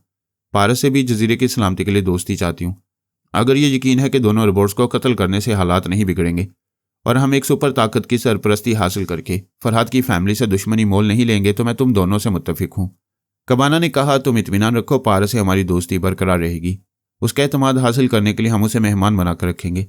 उसने खुश होकर भाई के गले में बाहें डाल दी, फिर कहा, इसीलिए तो मैं दुनिया में सबसे ज्यादा तुम्हें चाहती हूँ। तुम किसी न किसी तरह मेरी हर बात मान लेती हो। वो मुस्कुराकर बोला, तुम पारस को यहां से ग्रीन कॉटेज में ले जाओ, उसे 2 घंटे से पहले महल की तरफ आने ना दो, बाकी काम हम कर लेंगे। उसकी दिली मुराद पूरी हो रही थी। वो खुश होकर भाई के कमरे में चली गई। उसके जाने के बाद लारूश कबाना ने कहा, जूलियस, हम भाई बहन की मोहब्बत को तुम अच्छी तरह समझते हो। Yes sir. मैं अपनी लाडली बहन को जल्द ही तुम्हारी शरीक हयात बनाऊंगा। सर, आप मेरी वफादारी का बहुत बड़ा इनाम दे रहे हैं, यह मेरी औकात से ज़्यादा है। मुझे यकीन है कि तुम शादी के बाद भी हवाना के शौहर नहीं, नौकर बनकर अपनी औकात में रहोगे। यस सर, मैं कभी शिकायत का मौका नहीं दूंगा। किसी चौथे राजदार का रास्ता रोकने की यही एक सूरत है कि हवाना को आज़ादी दी जाए। वह जिससे भी दोस्ती करे, जहां भी रातें गुजारे, वापस तुम्हारे पास महल में आएगी। यस सर, मैं हवाना की आज़ादी पर एतराज़ की जरूरत नहीं करूंगा। उसे जो भी बच्चे होंगे उनके बाप तुम कहलाओगे। सर, ये मेरे लिए बहुत बड़ा एजाज़ होगा कि कबाना खानदान की आइंदा नस्ल मेरे नाम से दुनिया में रहेगी। दुनियावी दस्तूर के मुताबिक लारूश कबाना को शादी करके अपने बच्चों के जरिए कबाना खानदान का नाम आगे बढ़ाना था, लेकिन वो बेहद अयाश था। ये नहीं चाहता था कि ऐश कदे में आने वाली कोई औरत उसके बच्चे की मां बन जाए। ऐसे अंदेशे से बचने के लिए वो खानदानी मनसूबाबंदी के एक ऐसे मरहले से गुजर गया था जिसके बाद वो कभी बाप नहीं बन सकता था। उसने इसलिए भी ऐसा कदम उठा लिया था कि वो किसी बच्चे का बाप जायज़ तौर पर भी नहीं बनना चाहता था। अपनी होने वाली औलाद पर उसे भरोसा नहीं था, और भरोसा इसलिए नहीं था कि उसने अपने बाप को कत्ल करके इस जजीरे की हुक्मरानी हासिल की थी। ऐसा ही कोई मौका वो अपनी औलाद को देना नहीं चाहता था, लिहाजा बाप के साथ अपने होने वाली औलाद को भी कत्ल कर चुका था। हवाना महल के मुख्तलिफ हिस्सों से गुजरती हुई उस कमरे में आई जहां पारस को छोड़कर गई थी। वो वहां नहीं था। वो उसे पुकारती हुई बाथरूम में आई। बाथरूम भी खाली था। वो ज़ेरे लब बुड़बड़ाई, ये कहाँ चला गया है?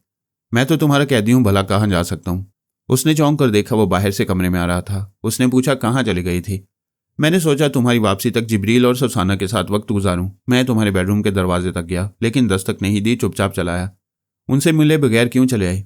बंद दरवाजे को देखकर ख्याल आया, पता नहीं वो कितना अच्छा वक्त गुजारे होंगे। मुझे बुरा वक्त बनकर नहीं जाना चाहिए। वो करीब आई और शाने पर हाथ रखकर बोली, मैं ऐसी खुशखबरी सुनाऊंगी कि हमारा वक्त भी अच्छा गुजरने लगेगा। वो खुशखबरी क्या है? पहले यहाँ से चलो, फिर बताऊंगी। हम कहाँ जाएंगे? Green cottage. यहाँ से सिर्फ 1 मील के फासले पर समुद्र के किनारे बहुत खूबसूरत कॉटेज है। इतना खूबसूरत कि वहां जाकर बूढ़े भी जवान हो जाते हैं। मैं कई दिनों से खुद को बूढ़ा महसूस कर रहा हूँ। चलो, मुझे जवान बना दो। वो उसके साथ कमरे से बाहर आया। एक मुसल्ला गार्ड ने आकर कहा, मादाम सोनिया का फ़ोन है, हिज हाइनेस आपको बुला रहे हैं। वो दोनों लारूश कबाना के कमरे में आए। कबाना ने रिसीवर पारस को दिया। उसने रिसीवर लेकर कान से लगाते हुए पूछा, हेलो मम्मा, आप हैं? सोनिया की आवाज़ आई, हाँ मैं बोल रही हूँ। मैं अभी एक त्यारा भेजने वाली थी, लेकिन मिस्टर कबाना ने बताया जजीरे में लैंडिंग की सहूलत नहीं है, रोशनी भी काफ़ी नहीं है। वहाँ दिन के वक्त त्यारे को उतारा जा सकता है। आप त्यारे इतनी जल्दी क्यों भेज रही थी? मैंने तो सुबह 7 बजे तक भेजने के लिए कहा था। जब वहाँ कोई दुश्मन नहीं रहा है तो मुसाफिरों को जल्द अज जल्द वहाँ से लाना हमारा फ़र्ज़ है। क्या सुपर मास्टर से कोई समझौता हो गया है? सुपर ताकतें कभी शराफत से समझौता नहीं करती, टेढ़ी उंगली से घी निकालना पड़ता है। तुम आओगे तो बताऊंगी कि वो और उसका ख्याल ख्वानी करने वाला किस तरह मैदान छोड़कर भाग गए हैं। मामा, आपने मेरी जंग क्यों लड़ी? बेटे, आज तक मैंने कभी ऐसा नहीं किया था। आज 300 मुसाफिरों की जिंदगी का सवाल था। जजीरे में खून खराबा होता तो बेचारे मुसाफिर भी मारे जाते। सुपर मास्टर से तुम कभी भी टकरा सकते हो। मुसाफिरों की जानें जाती तो तुम्हारा ज़मीर क्या तुम्हें मुलामत न करता? पारस को तस्लीम करना पड़ा अपनी मर्दानगी दिखाने के लिए। सैकड़ों मुसाफिरों को मौत के अजाब में मुब्तला करना दानिशमंदी न होती। उसने कहा, अच्छी बात है मम्मा, मैं सुबह आ रहा हूँ। सुबह कैसे आओगे? अभी मिस्टर कबाना कह रहे थे कि तुम चंद रोज़ उनके मेहमान रहोगे। पारस ने लारूश कबाना से पूछा, क्या तुमने मम्मा से कहा है कि मैं चंद रोज़ यहाँ क्याम करूँगा? कबाना ने कहा, यह मेरी खुशनसीबी होगी। हवाना ने भाई के बाजू से सर लगाकर कहा, मैंने तुमसे क्या कहा था? भाई को तुम्हारे यहाँ रहने से खुशी होगी। उसने फ़ोन पर कहा, मामा ये भाई बहन मुझे मेहमान बनाने पर तुले हुए हैं, मगर मेरे हाथ की लकीर कह रही है कि मैं सुबह यहाँ से चला जाऊँगा। सोनिया ने कहा, मैं समझ गई। सुबह तक होशियार और हाजिर दिमाग रहना। डोंट वरी मामा, खुदा हाफिज़। उसने रिसीवर रख दिया। कबाना ने पूछा, क्या तुम हाथ की लकीरों को पढ़ लेते हो? हाँ, किसी हद तक समझ लेता हूँ। सेक्रेटरी जूलियस ने अपनी हथेली आगे बढ़ाई, फिर पूछा, मेरे हाथ की लकीरें क्या कहती हैं? कबाना ने अपना हाथ पेश करते हुए कहा, पहले मेरा हाथ देखो। जूलियस ने अपना हाथ हटा लिया। पारस ने कहा, अपना हाथ मालिक के हाथ के साथ रखो। मुझे पहली नज़र में दोनों हाथ एक जैसे लग रहे हैं। कबाना के हुक्म पर जूलियस ने अपना हाथ फिर पेश किया। पारस कभी इस हाथ को कभी उस हाथ को देखने लगा, फिर कहा, दो हाथ एक जैसे नहीं होते, मगर तुम दोनों के हाथों में हैरत अंगेज मुमासलत है। आखिर क्या है? कुछ कहो तो सही। मिस्टर कबाना, अव्वल तो तुम कभी शादी नहीं करोगे, अगर करोगे तो कभी बाप नहीं बन सकोगे। कबाना ने दिल ही दिल में एतराफ़ किया, इस जवान को इल्म नहीं है कि मैंने किस तरह होने वाली औलाद से निजात हासिल की है। ये कुछ ना जानते हुए भी दुरुस्त कह रहे, वाकई दस्तशनास है। पारस ने कहा, मिस्टर कबाना, तुम्हारे सेक्रेटरी का हाथ भी तकरीबन यही कुछ कह रहा है। ये बाप बनते हुए भी बाप नहीं बन सकेगा। जूलियस ने पूछा, इसका मतलब क्या हुआ? मतलब ये हुआ कि तुम्हारी शरीक हयात बच्चे पैदा करेगी, मगर वो बच्चे तुम्हारे नहीं हुआ करेंगे, सिर्फ तुम्हें बाप बनने का सर्टिफिकेट मिलता रहेगा। जूलियस ने नागवारी से कहा, यह क्या बकवास है, तुम मेरी इंसल्ट कर रहे हो। तुम दुनिया के किसी भी नजूमी से पूछ लो, ये इंसल्ट तुम्हारे हाथ की लकीरों में है। कबाना ने कहा, जूलियस ये जो कह रही हैं उसे तहम्मुल से सुनो। पारस ने कहा, तुम दोनों के हाथों की लकीरें बहुत कुछ कह रही हैं। बेशुमार दौलत आने वाली है, बेइंतहा ताकत हासिल होने वाली है। जापान जैसे नन्हे से मुल्क को जो बर्तरी हासिल हो रही है, वही ताकत और बर्तरी मिस्टर कबाना को 24 घंटे के अंदर हासिल होने वाली है। लारूश कबाना खुशी से बेहाल हो रहा था। खुशी से हमाना की भी बातें खिली जा रही थीं। दोनों भाई बहन को एक सुपर ताकत की सरपरस्ती हासिल हो रही थी और इसके जरिए दौलत और फौजी ताकत में भी इजाफा होने वाला था। वह दिल की गहराइयों से पारस को नजूमी तस्लीम कर रहे थे। पारस ने कहा, लेकिन इतनी दौलत, इतनी ताकत और इतना अरूज इसी शर्त पर हासिल होगा जब तुम गुलाम और आका आज रात की सुबह कर लोगे। तुम क्या कहना चाहते हो? मैं कहना तो नहीं चाहता था, लेकिन तुमने मेहमान बनाकर मुझे जीत लिया है। जो सच है वो जरूर बताऊंगा। हाँ जरूर बताओ, सच बताओ। आका और गुलाम के हाथ अलग अलग हैं, लेकिन बात एक ही कहते हैं, एक ही अंदाज में मौत की वार्निंग दे रही हैं। आज रात इस महल में किसी वक्त 2 कत्ल होंगे। हमाना परेशान होकर बोली, क्या कह रहे हो पारस? पारस ने कहा, मैं नहीं कह रहा, दोनों के हाथों की एक जैसी लकीरें कह रही हैं। कमाना ने पूछा, वो दोनों कत्ल होने वाले कौन हैं? पारस ने दोनों को देखते हुए कहा, आका और गुलाम। दोनों के दीदे फैल गए। हवाना के ऊपर की सांस ऊपर ही रह गई। फिर वो सांस लेते हुए बोली, झूठ है। किसकी मजाल है कि मेरे भाई को कत्ल करने के लिए महल में कदम रखे? मौत कदम रखे बगैर चली आती है। जूलियस ने कहा, तुम ख्वामखा दहशत ज़दा कर रहे हो। पारस ने कहा, अब तक मैंने जितनी बातें बताई हैं, अगर वो गलत हैं तो फिर ये कत्ल होने वाली बात को भी गलत समझ लो। कबाना ने कहा, तुमने एक एक बात दुरुस्त कही है। एक बात और बता दो, हमें कौन कत्ल करेगा?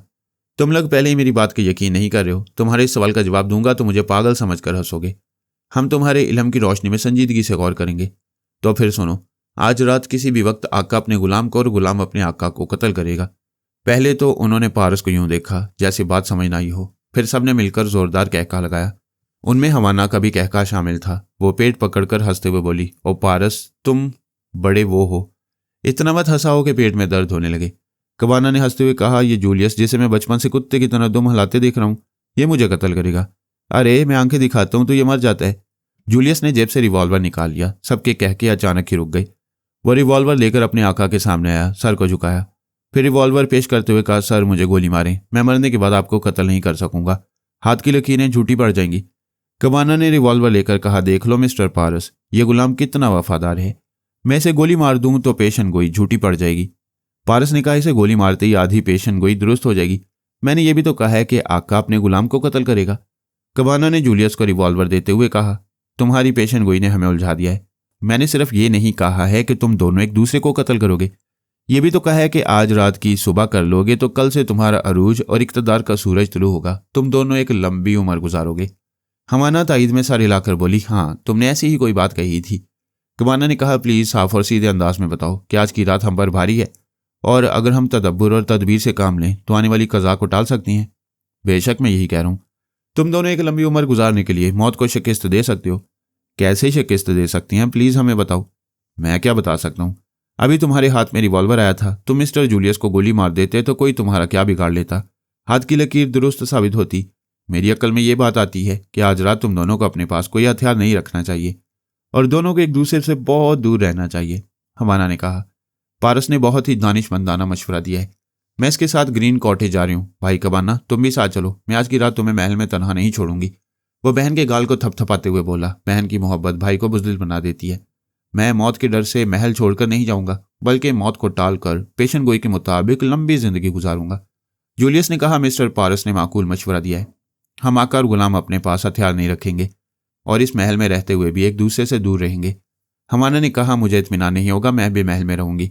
कबाना और जूलियस ने हमाना को घूर कर देखा। फिर कबाना उसके बाजू को थाम कर बोली, मिस्टर पारस माजरत चाहता हूँ, हम अभी आते हैं। वो बहन को साथ लेकर बेडरूम से बाहर आया। फिर सरगोशी में बोला, क्यों काम बिगाड़ना चाहती हो? तुम ग्रीन कॉटेज नहीं जाओगी तो पारस वहां तनहा नहीं जाएगा। वो महल में रहेगा तो हम आज़ादी से दोनों रिवॉर्ड्स को ठिकाने नहीं लगा सकेंगे। महल के अंदर या तय खाने में तेजाब से गलते वक्त उनकी चीखें निकलेंगी और पारस के कानों तक पहुंचेंगी। वो परेशान होकर बोली, भाई मुझे तुम्हारी ज़िंदगी अजीज़ है, मैं तुम्हें छोड़कर नहीं जाऊंगी। तुम पारस की फिक्र न करो, मैं उसे चाय या कॉफ़ी में बेहोशी की दवा मिला कर दूंगी। वो कम से कम 3 घंटे तक आंखें नहीं खोल सकेगा। चलो यही सही, रात के 11 बजने वाले हैं। मैं उसे बेहोश करने के लिए आधे घंटे का वक्त दे रहा हूँ। जब वो बेहोश हो जाए तो तुम कमरे से ना निकलना। वो रोबोट्स बेहद खतरनाक हैं, मैं नहीं चाहता तुम्हें कोई नुकसान पहुंचे। हमने उन दोनों से निपटने का मुकम्मल मंसूबा बना लिया है। वो भाई बहन बेडरूम में वापस आए। कबाना ने हंसते हुए पारस से कहा, मैं इसे समझा रहा था कि चांदनी रात में तुम्हें जजीरे की सैर कराए, मगर ये मेरे लिए परेशान है और बड़ी जिद्दी है। तुम ख्याल न करना, आज की रात गुजर जाए तो कल तुम्हें सैर कराएगी। पारस ने घड़ी देखते हुए कहा, कोई बात नहीं, रात ज्यादा हो चुकी है, मैं अभी आराम करूंगा। हवाना ने उसका हाथ पकड़कर खींचते हुए कहा, चलो आराम जरूर करो, मगर मैं तुम्हें सोने नहीं दूंगी। जगाए रखने के लिए बेहतरीन कॉफ़ी पिलाऊंगी। वह दोनों कबाना के बेडरूम से बाहर आए। पारस ने कहा, तुमने मेरे दिल की बात कह दी। मैं कॉफ़ी के लिए कहने ही वाला था, मैंने जुबान नहीं हिलाई और तुमने दिल की बात सुन ली। वह हंसते हुए बोली, मुझे तुमसे सच्ची मोहब्बत हो गई है, इसलिए तुम्हारे दिल की आवाज़ सुन लेती हूँ। मेरे दिल की बाकी बातें सुनने के लिए किस कमरे में चल रही हो? वह एक बेडरूम के सामने रुककर बोली, यहाँ इंतजार करो, मैं अभी कॉफ़ी तैयार करके लाती हूँ। तुम्हें जाने की क्या ज़रूरत है, किसी मुलाजिम से कह दो। हरगिज़ नहीं, मैं अपने हाथों से तुम्हारे लिए कॉफ़ी तैयार करूंगी। उसने बेडरूम का दरवाज़ा खोलकर पारस को बड़े प्यार से धक्का दिया। वो बेडरूम के अंदर आया। वह दरवाज़ा बंद करके चली गई। उसे मालूम नहीं था कि पारस पर जहर असर नहीं करता है, इसलिए बेहोशी की दवा कोई चीज़ नहीं थी। वो इसे पानी की तरह पी जाता, लेकिन अक्सर ऐसे मौके पर वो बड़ी चालाकी से गिलास या प्यालियां बदल देता था। जब हमारा एक ट्रे में कॉफ़ी से भरे हुए 2 मग लेकर आई तो ट्रे को मेज़ पर रखते हुए एक मग उठाकर पारस को पेश किया। उसने एक हाथ से मग को पकड़ा, फिर दूसरे हाथ से हवाना को खींच कर कहा, देखो खुद को छुड़ाओगी तो काफ़ी छलक कर गिर पड़ेगी, बस इसी तरह रहो। वो बोली, ये क्या हरकत है, पहले कॉफ़ी पी लो, मैं कहीं भागी जा रही हूँ। मेरे एक हाथ में कॉफ़ी और दूसरे हाथ में तुम हो, मैं देखना चाहता हूँ गर्मी और मिठास किस में ज़्यादा है। ये कहते ही वो मिठास को चखने लगा। हवाना की सांसें ऊपर नीचे होने लगी।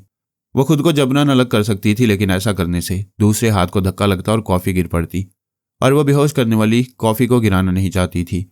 उसके एक ही फौलादी बाजू ने उसे बुरी तरह प्यार से जकड़ लिया था कि वो चेहरा इधर से उधर करके कुछ देख नहीं सकती थी। ऐसे वक्त पारस ने बड़े आराम से अपना मग मेज़ पर आहिस्तगी से रखा और दूसरे मग को उठा लिया। फिर उसे आज़ाद करते हुए बोला, ये देखो कॉफ़ी मेरे हाथ में और मैं जन्नत की सैर करके आ गया हूँ। इसी को कहते हैं रिंद के रिंद रहे, हाथ से जन्नत न गई। जवाना उसके हाथ में मग को इसी तरह देखकर मुतमईन हो गई। मुस्कुरा कर बोली, बड़े शरीर हो, अब कॉफ़ी खत्म होने से पहले कोई शरारत न करना, नहीं तो भाग जाऊंगी। उसने मेज़ पर से दूसरा मग उठाकर उसमें से कॉफ़ी का एक घूंट पिया। पारस यूं बैठा हुआ था जैसे सोच में गुम हो। वो बोली, क्या कॉफ़ी अच्छी नहीं है? अच्छी है, मगर कुछ अजीब समझ आए। हवाना ये खेल जल्दी खत्म करना चाहती थी। उसने कहा, हम दोनों एक दूसरे को देख देख कर एक एक घूंट पीते जाएंगे और जल्द से जल्द मग खाली करेंगे ताकि तुम फिर शरारत कर सको। कॉफ़ी दोनों के हलक में उतरने लगी। जैसे जैसे मग खाली हो रहे थे, हवाना की हालत गैर होती जा रही थी। 2 घूंट के बाद उसने सोचा, वाकई कॉफ़ी का मज़ा कुछ अजीब सा है। पारस को अजीब लग रहा है इसलिए कि उसमें दवा हल की गई है, लेकिन मेरी कॉफ़ी ऐसी क्यों लग रही है? पारस ने कहा, अब तुम सोचने लगी हो, चलो पीती रहो। वह जबरन मुस्कुराकर पीने लगी। फिर 2 घूंट पीने के बाद उसकी मुस्कुराहट बुझ गई। वह बोली, मेरा दिल नहीं चाहता है, मैं नहीं पीऊंगी। पारस ने कहा, फिर मैं भी नहीं पीऊंगा। ये तो कोई बात न हुई, तुम्हें पीना चाहिए। तुम साथ नहीं दोगी तो नहीं पीऊंगा। वह मुश्किल में पड़ गई। उसके ना पीने से खेल बिगड़ने वाला था। पारस अपना मग पेश करते हुए बोला, अगर तुम्हारी कॉफ़ी में मज़ा नहीं है तो मेरी पी लो, मुझे अपनी दे दो। उसकी दानिश में पारस की कॉफ़ी ज़रा रसां थी। वह भला उसे कैसे कबूल करती। जल्दी से बोली, नहीं ठीक है, मैं पी रही हूँ। वह अपने आप पर जबर करते हुए पीने लगी। मजीद 2 घूंट पीने के बाद उसका दिल घबराने लगा, हाथ पांव ढीले पड़ने लगे। हाथ से मग छूटने वाला था। पारस ने उसे थामकर मेज पर रखा, फिर पूछा, क्या तुम्हें भी थामना होगा? वह दोनों बाहें उसकी गर्दन में डालकर उस पर लद गई। लरजती हुई आवाज़ से बोली, मुझे बचाओ, मैं डूब रही हूँ। पारस ने अपनी गर्दन से उसकी बाहों को अलग करते हुए कहा, तुम्हारी मक्खन जैसी जवानी के साथ कोई भी डूबने को तैयार हो जाएगा, लेकिन मुझे डूबने का शौक नहीं है। उसने रेशमी जुल्फों को मुट्ठी में लेकर उसे एक झटके से उठाया। बेहोशी में आंखें बंद होने वाली थीं। बालों को झटका लगते ही चीख निकल गई, आंखें खुल गईं। वो बोला, जलील औरत का हुस्न ऐसा ही होता है जैसे ऊपर से खुशबू छिड़क दी गई हो, अंदर से वो गटर ही रहती है। उसने एक उल्टा हाथ मुंह पर सीध किया। वो चीखती हुई चकराकर फर्श पर गिर पड़ी। कराहते हुए करवट लेकर चारों शान निश्चित हो गई, फिर बेहोश हो गई। आधा घंटा गुजर चुका था। कबाना और जूलियस पहले तय खाने में आए। वहां जूलियस ने तेजाब से भरी हुई 2 बोतलें रखी थीं और उस तेजाब को परफ्यूम स्प्रे करने वाली 2 छोटी बोतलों में मुंतकिल कर दिया था। इन परफ्यूम की बोतलों के जरिए वह दूर ही से जिब्रील और सोसाना पर तेजाब स्प्रे कर सकते थे। कबाना और जूलियस ने एक एक स्प्रे उठा लिया। फिर वो दोनों चोर दरवाजे से अपने कमरे में वापस आए। 6 मुसल्ला गार्ड्स को तलब किया। सेक्रेटरी जूलियस ने उन्हें समझाया, देखो उन दोनों रिपोर्ट्स पर राइफल की गोलियां असर नहीं करती हैं, लेकिन उनके जिस्म में गोलियां पेवस्त होने के बाद हमें चंद सेकंड का मौका मिल सकता है। जब तक वो अपने अंदर से गोलियां निकालेंगे तब तक हम उन पर तेजाब स्प्रे कर देंगे। इस दौरान तुम सब हमारे चारों तरफ ढाल बनकर रहोगे। मुसल्ला गार्ड्स को अच्छी तरह हदायत देने के बाद वो कमरे से बाहर आए। फिर गार्ड्स के दरमियान चलते हुए हवाना के बेडरूम के सामने पहुंचे। सुसाना और जिब्रील उसी बेडरूम में थे। जूलियस ने दरवाजे पर दस्तक दी। अंदर ऊंची आवाज में कैसेट रिकॉर्डर ऑन था। मौसीकी सुनाई दे रही थी। एक गार्ड ने जोर जोर से दरवाजे पर हाथ मारा तो वो खुलता चला गया। खुलते हुए दरवाजे से सुसाना और जिब्रील नजर आए। वह ऑर्केस्ट्रा की धुन पर रक्स कर रहे थे। कबाना ने गरज कर कहा, बंद करो ये आवाज, हम तुम्हारी मौत के बाराती आए हैं। वो रक्स करते करते रुक गए। उन्हें सवालिया नजरों से देखा। फिर सुसाना ने आगे बढ़कर रिकॉर्डर को ऑफ कर दिया और पूछा, मिस्टर कबाना, तुम अभी कुछ कह रहे थे? जिब्रील ने कहा, ये कह रहे थे कि अपनी मौत की बारात लेकर आए हैं। जूलियस ने कहा, अपनी नहीं, तुम्हारी मौत। ये हमारे हाथ में परफ्यूम स्प्रे नहीं, तेजाब है। जिब्रील ने कहा, ताज्जुब है, ये तेजाब क्यों लाए हो? हमें बनाने की कोशिश ना करो। हमें मालूम हो चुका है तुम दोनों सिर्फ तेजाब से गलाए जा सकते हो। तुम हमें गलाना और मारना क्यों चाहते हो? क्या हमसे कोई दुश्मनी है? कोई दुश्मनी नहीं होती, फिर भी कत्ल करना जरूरी हो जाता है, दौलत और इक्तदार हासिल करने के लिए। बेगुनाह अवाम पर गोलियां चलाई जाती हैं। तुम दोनों बेगुनाह हो। तुमने हमारा कुछ नहीं बिगाड़ा, मगर हम तुम्हें हमेशा के लिए बिगाड़ कर सुपर ताकत का एक हिस्सा बन सकते हैं। अच्छा, तो सुपर मास्टर ने बताया है कि हमारा वजूद सिर्फ तेजाब से मिट सकता है। हाँ, हम तुम्हारी जिंदगी मिटाकर अपनी तकदीर बनाएंगे। कैसे बनाओगे? सुपर मास्टर ने तुम्हें हमारे हाथों से हलाक कराने के लिए छोड़ रखा है। हम पर तेजाब का कोई असर नहीं होता है। तेजाब को महज तुम्हारी मौत का बहाना बनाया गया है। कमाना और जूलियस ने एक दूसरे को सवालिया नजरों से देखा। फिर दोनों ने हाथ बढ़ाकर स्प्रे का ट्रैगर दबाया। बोतल का तेजाब खारिज होता हुआ सुसाना और जिब्रील के चेहरों पर और बदन के दूसरे हिस्सों पर फैलने लगा। वो आराम से खड़े हुए थे। गोश्त गलना तो दूर की बात है, उनका लिबास भी नहीं गल रहा था। शदीद हैरानी के बायस उन्होंने इस बात पर ध्यान नहीं दिया कि लिबास को नुकसान क्यों नहीं पहुंच रहा। सुसाना ने पूछा, अब तुम्हारा क्या बनेगा? तेजाब का हम पर असर नहीं हुआ। गोलियां हमारे अंदर आकर वापस निकल जाती हैं। तुम्हारे ये राइफल बरदार हमारे शिकंजे से तुम्हें बचा नहीं सकेंगे। जूलियस ने चौंक कर कबाना से कहा, सर, इनका लिबास जूं का तूं है। हम धोखा खा रहे हैं। हमारी बोतलों में तेजाब नहीं है, पानी है। जिब्रील और सुसाना ने एक साथ उन पर छलांग लगाई। तमाम गार्ड्स ने फायरिंग की। उन्हें 1-2 गोलियां लगी, बाकी इधर उधर गईं। उनकी गिरफ्त में 4 गार्ड्स आए। 2 गार्ड्स अपने मालिक और सेक्रेटरी के साथ कमरे से भागते हुए बाहर गए, लेकिन बाहर पहुंचते ही ठिठक गए। उनके सामने हवाना एक कुर्सी पर आंखें बंद किए बैठी हुई थी। पारस उसकी कनपट्टी से रिवॉल्वर की नाल लगाए खड़ा हुआ था और कह रहा था, कबाना, तेरी बहन बहुत ही नाजुक मिजाज है। कॉफी पीकर बेहोश हो गई, यानी आधी मर गई। अगर तेरे गार्ड्स ने हथियार नहीं फेंके तो इसकी पूरी मौत हो जाएगी। लारूश कबाना ने पीछे देखा, जिधर 2 रोबोट्स उसके 4 गार्ड्स को मौत के घाट उतार रहे थे। आगे पारस मौत बनकर खड़ा हुआ था। उसने हुक्म दिया, हथियार फेंक दो। उन्होंने हथियार फेंक दिए। कबाना ने कहा, पारस, हमारे दरमियान कुछ गलत फहमियां पैदा हो गई हैं। हमाना तुम्हें दिलो जान से चाहती है, मैं भी दिलो जान से तुम्हें बहनोई बनाने वाला हूं। तुम्हारा बहनोई सिर्फ जूलियस बन सकता है। हमाना बाहर से जितने बच्चे लाए उन्हें यही बाप का नाम दे सकता है। क्या मुझे रिश्वत देने के लिए तुम्हारे पास सिर्फ एक बहन है? तुम जो चाहो मैं दूंगा, कबाना ने कहा। देने के लिए जिंदा रहोगे तो दोगे। क्या मेरी पेशन गोई भूल गई? पारस ने जवाब दिया। कबाना और जूलियस ने बेबसी से एक दूसरे को देखा। फिर जूलियस ने कहा, तुम तो कह रहे थे आका और गुलाम एक दूसरे को कत्ल करेंगे, मगर यहां तो तुम कत्ल करना चाहते हो। मौत तो हर हाल में आनी है। अगर तुम चाहते हो कि मैं जहमत ना उठाऊं तो फिर एक दूसरे को खत्म कर दो। पारस, हर गलती की तलाफी हो जाती है, हर भूल की मुआफ़ी मिल जाती है। हमें एक बार माफ़ कर दो। मुआफ़ी मांगने वाले मुकालमे बहुत पुराने हो चुके हैं। तुमने ये नहीं पूछा कि हमें तुम्हारी साजिशों का इल्म कैसे हुआ? कैसे हुआ? तुम लोगों की हमाकत से। हवाना ने सुसाना और जिब्रील को अपने बेडरूम में आराम करने के लिए उन्हें तन्हा छोड़ दिया था।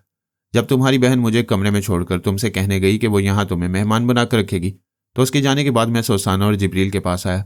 हवाना के बेड के पास इंटरकॉम रखा हुआ था। मैंने सोचा तुम्हारे कमरे में हवाना गई है, उसे इंटरकॉम के जरिए बता दूं कि मैं सुसाना और जिब्रील के पास हूं।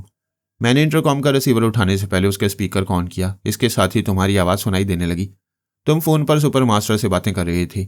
चूंकि तुम्हारे फोन का स्पीकर भी ऑन था, इसलिए सुपर मास्टर की आवाज़ कमरे में फैल रही थी और इंटरकॉम के जरिए मुझ तक पहुंच रही थी। कमाना और जूलियस के मुंह हैरत से खुल गई। पारस ने कहा, मैं नजूमियत दस्तशनास नहीं हूं।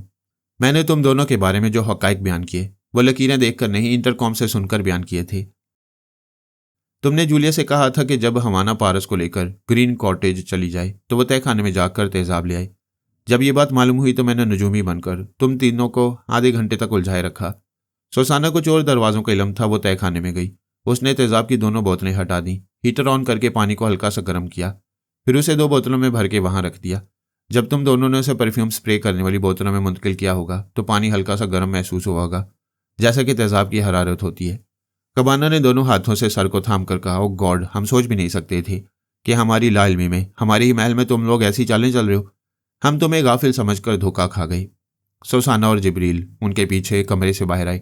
उन्होंने पलटकर देखा, दोनों के हाथों में स्प्रे करने वाली बोतल थी। जिब्रील ने कहा, असल तेजाब ये है, तुम दोनों कपड़े उतार दो।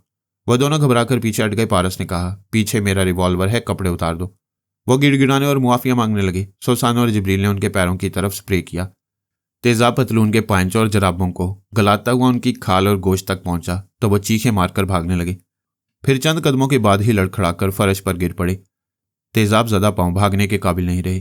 महल में दौड़ते हुए कदमों की आवाज़ें गूंजने लगीं। उनकी चीखें सुनकर मुसल्लह गार्ड्स दौड़ते हुए आ रहे थे।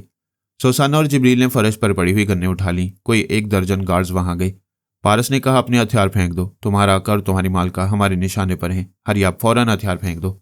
कबाना ने तड़पते हुए कहा, हथियार मत फेंको, ये लोग हमें मार डालेंगे, फायर करो, इन्हें भून कर रख दो। उसका हुक्म सुनते ही तड़ातड़ फायरिंग शुरू हो गई। पारस हवाना की आड़ में था। वो लोग अपनी मालका की तरफ गोलियां नहीं चला सकते थे। उन्होंने सुसाना और जिब्रील को निशाना बनाया।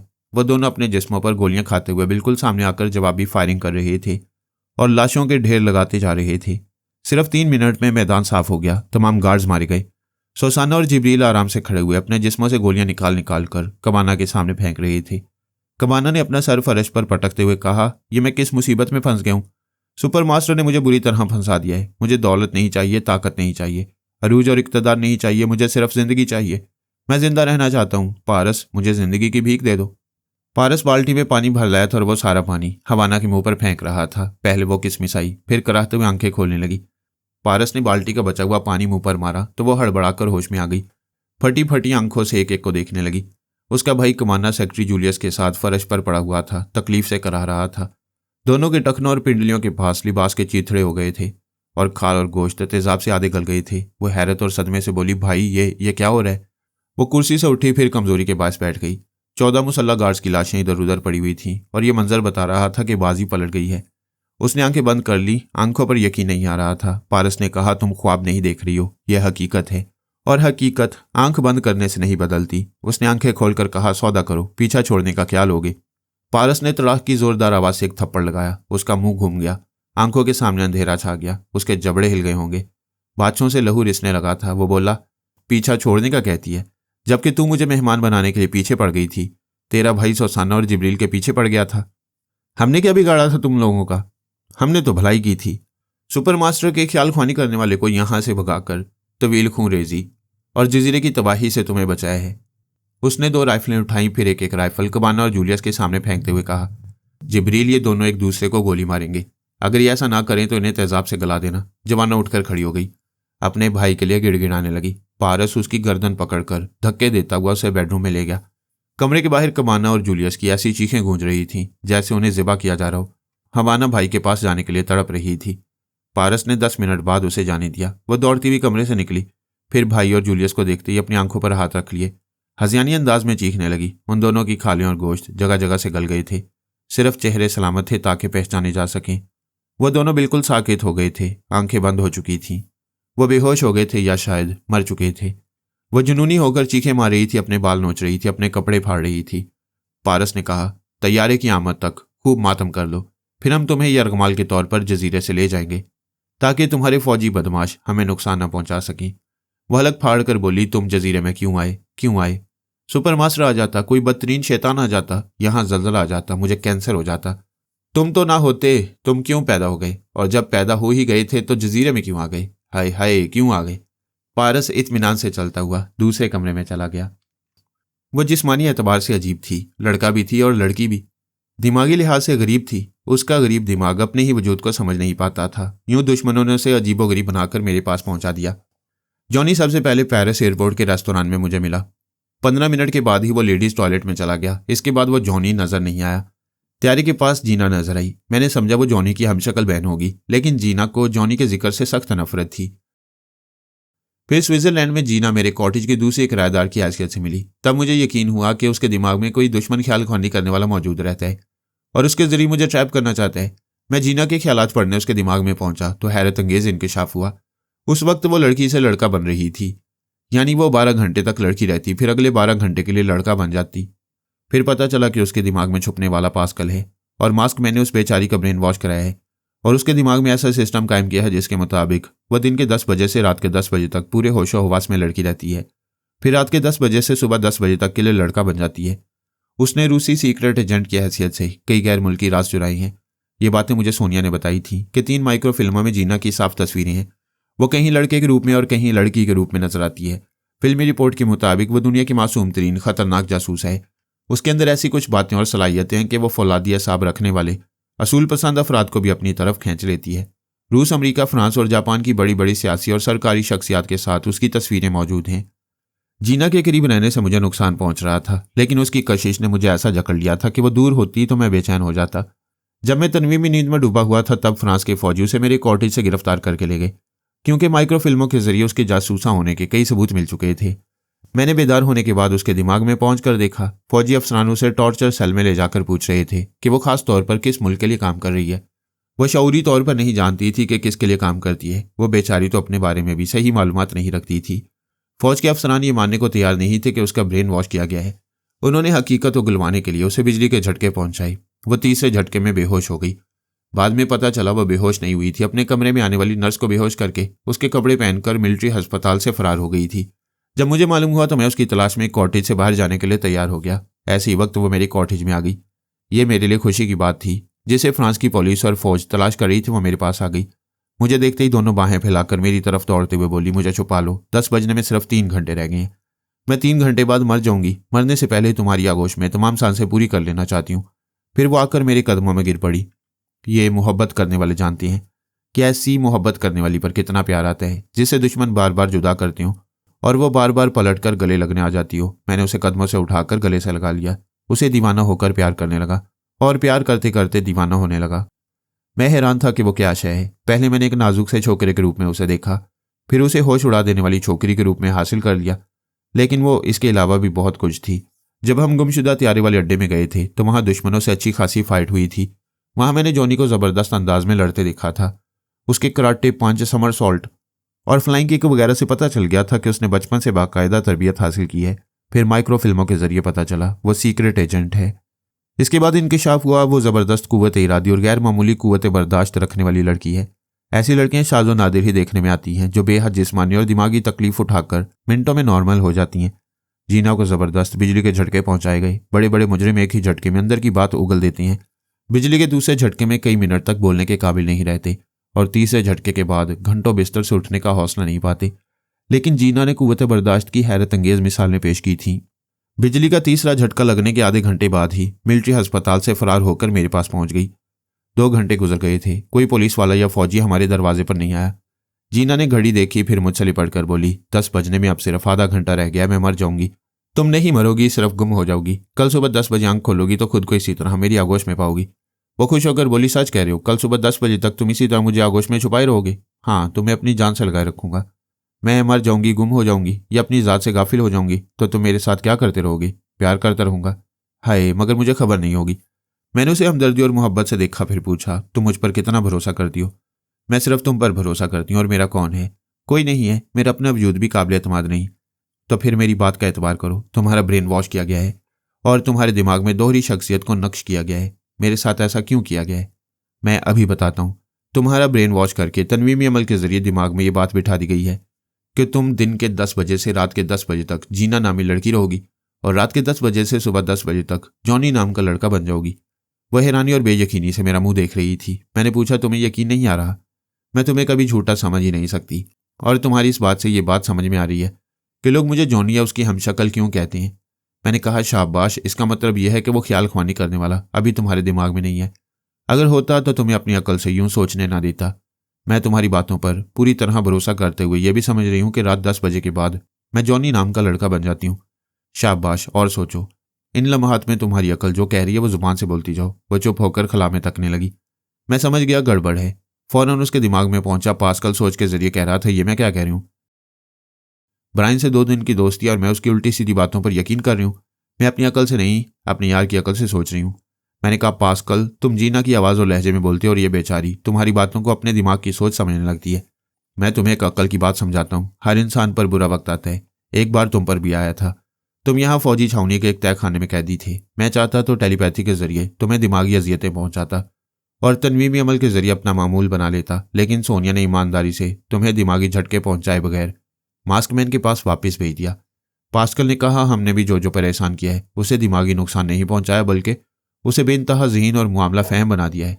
तुम लोगों ने जो से बड़े बड़े फायदे उठाने के लिए ऐसा किया है। हमने मारिया के बदले तुम्हें वहां भेज दिया, लेकिन जिस तरह मास्कमैन मारिया को पहले की तरह जहरीली बनाने की साजिश कर चुका है, इसके जवाब में हमने तुम्हें तनवीमी अमल के जरिए अपना गुलाम नहीं बनाया। अच्छा, तो इस एहसान के बदले चाहते हो कि मैं जीना के दिमाग में दुश्मन बनकर ना हूं, मास्कमैन को छोड़कर तुमसे दोस्ती कर लूं?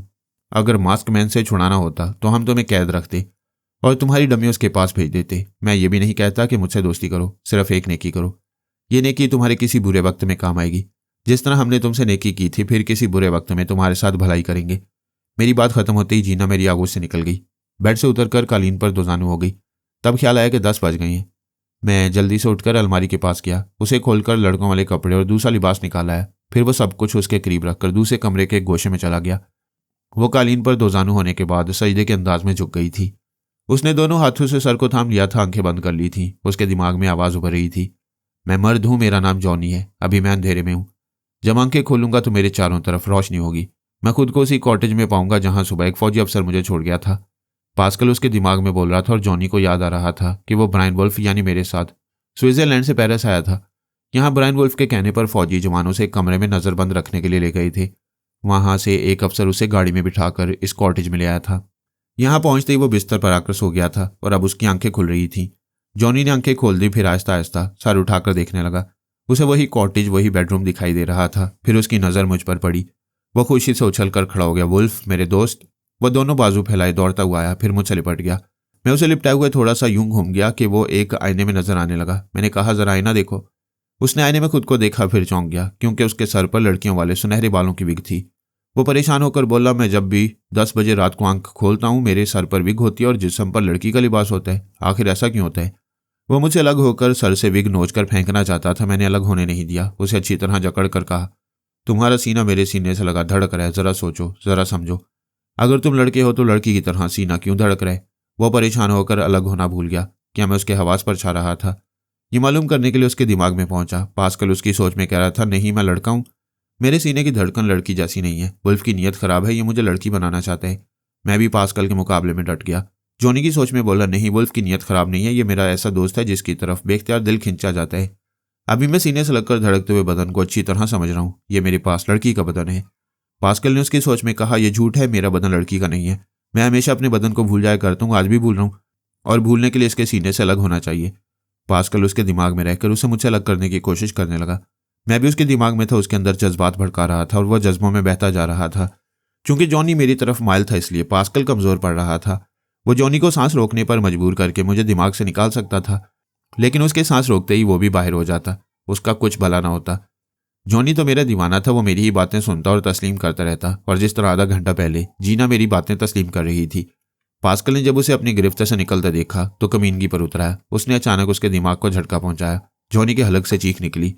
वो मेरे बाजू में तकलीफ की शिद्दत से तड़पने लगा। ख्याल खानी के जरिए दिमाग में जो जलजला पैदा किया जाता है, उससे कैसी नाकाबिले बर्दाश्त तकलीफ पहुंचती है, ये मैं अच्छी तरह जानता हूँ।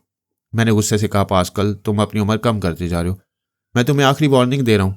अगर अब तुमने इसे दिमागी तकलीफ पहुंचाई तो तुम्हारे मुल्क और कौम के लोग इससे भी ज्यादा अजियतों में मुब्तला होंगे।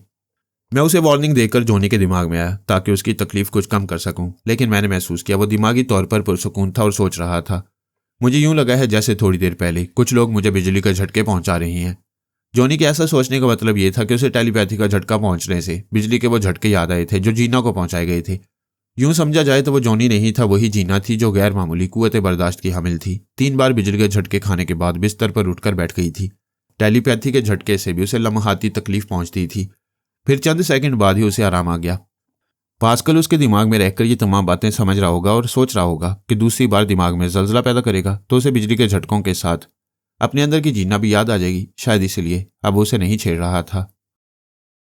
मैं जॉनी या जीना की तकलीफ से तड़प गया। दुश्मन को वार्निंग दे चुका था कि वह दूसरी बार दिमागी तकलीफ पहुंचाएगा तो मैं इंतकामी कार्रवाई करूंगा, लेकिन अब मैंने फैसला कर लिया कि उसे थोड़ी तकलीफ पहुंचना चाहिए। यह भी ब्रेन वॉशिंग का एक तरीका है। मैंने तजुर्बा करने के लिए इस तरीके पर अमल किया।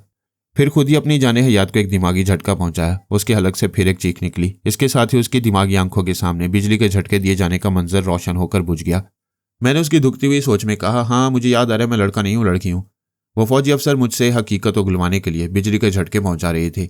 मैं उसकी सोच में अभी और बोलने वाला था, लेकिन पास्कल ने गुस्से से कहा, यह झूठ है जॉनी। ये ब्रायन वुल्फ तुम्हें दिमागी अजियतों में मुब्तला करके लड़के से लड़की बनाना चाहता है। ये तुम्हारे दिमाग में तुम्हारी सोच के जरिए बोल रहा है, इसकी बातों में ना हो। जॉनी ने कहा, झूठे तुम हो। तुमने मुझे दिमागी तकलीफ पहुंचाई थी वुल्फ। मेरी तकलीफ से तड़प कर तुम्हें चैलेंज कर रहा था, लेकिन तुमने दूसरी बार यही हरकत की। मैं कसम खाकर कहता हूं, दूसरी बार मैंने दिमाग में जलजला पैदा नहीं किया था। तुम और 2-4 बार ऐसा करो। तुम्हारी इस दुश्मनी की वजह से मुझे बहुत कुछ याद आ रहा है।